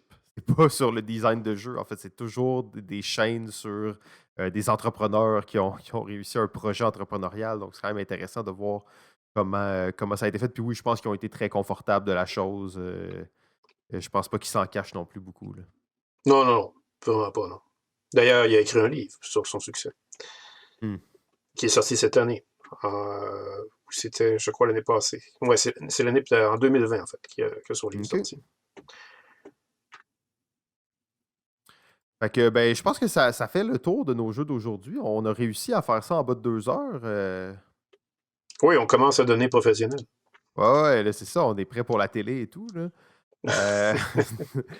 Donc, la prochaine fois, on va être un peu plus tard. Alors là, on est rendu à 85. On commence à approcher là, de jeux qui vont être plus familiers, peut-être avec les gens qui nous écoutent aussi, quoique la plupart des jeux dont on parle sont assez connus. Là. Mais bien hâte de voir les prochains épisodes. Tout un marathon qu'on se fait. On approche la mi-saison la semaine prochaine déjà. Ça va vite. Mettez dans votre calendrier la date du 9 octobre. Sinon, vous êtes encore là après 2 heures. Merci beaucoup. Merci aussi énormément, un énorme merci aux Patreons qui rendent tout ça possible. En fait, c'est pour vous qu'on le fait. On sait que pendant les saisons, on vous oublie un peu plus le jeudi soir pour les Patreons exclusifs. Mais merci beaucoup d'être là. Merci beaucoup d'être avec nous dans l'aventure. Vive la nation balado-ludique. Plein de belles choses qui s'en viennent pour nous à l'automne. On va pouvoir vous parler des nombreux projets sur lesquels on travaille. Vous les connaissez déjà pas mal. Là. Je pense qu'après 2 heures, c'est peut-être pas le moment de se lancer là-dedans. Fait que Pierre, je te remercie encore énormément pour tout ton savoir et tes connaissances que tu partages avec nous sans gêne. Ouais, ben écoute, j'essaye des fois d'avoir une petite gêne, mais c'est toujours difficile. Ben, tu sais, 2 heures, c'est pas si pire. Là. C'est une petite gêne, c'est correct. On va s'améliorer avec le temps, mais je pense quand même que le contenu est au rendez-vous. Ça serait difficile de couper vraiment là, dans qu'est-ce qu'on dit.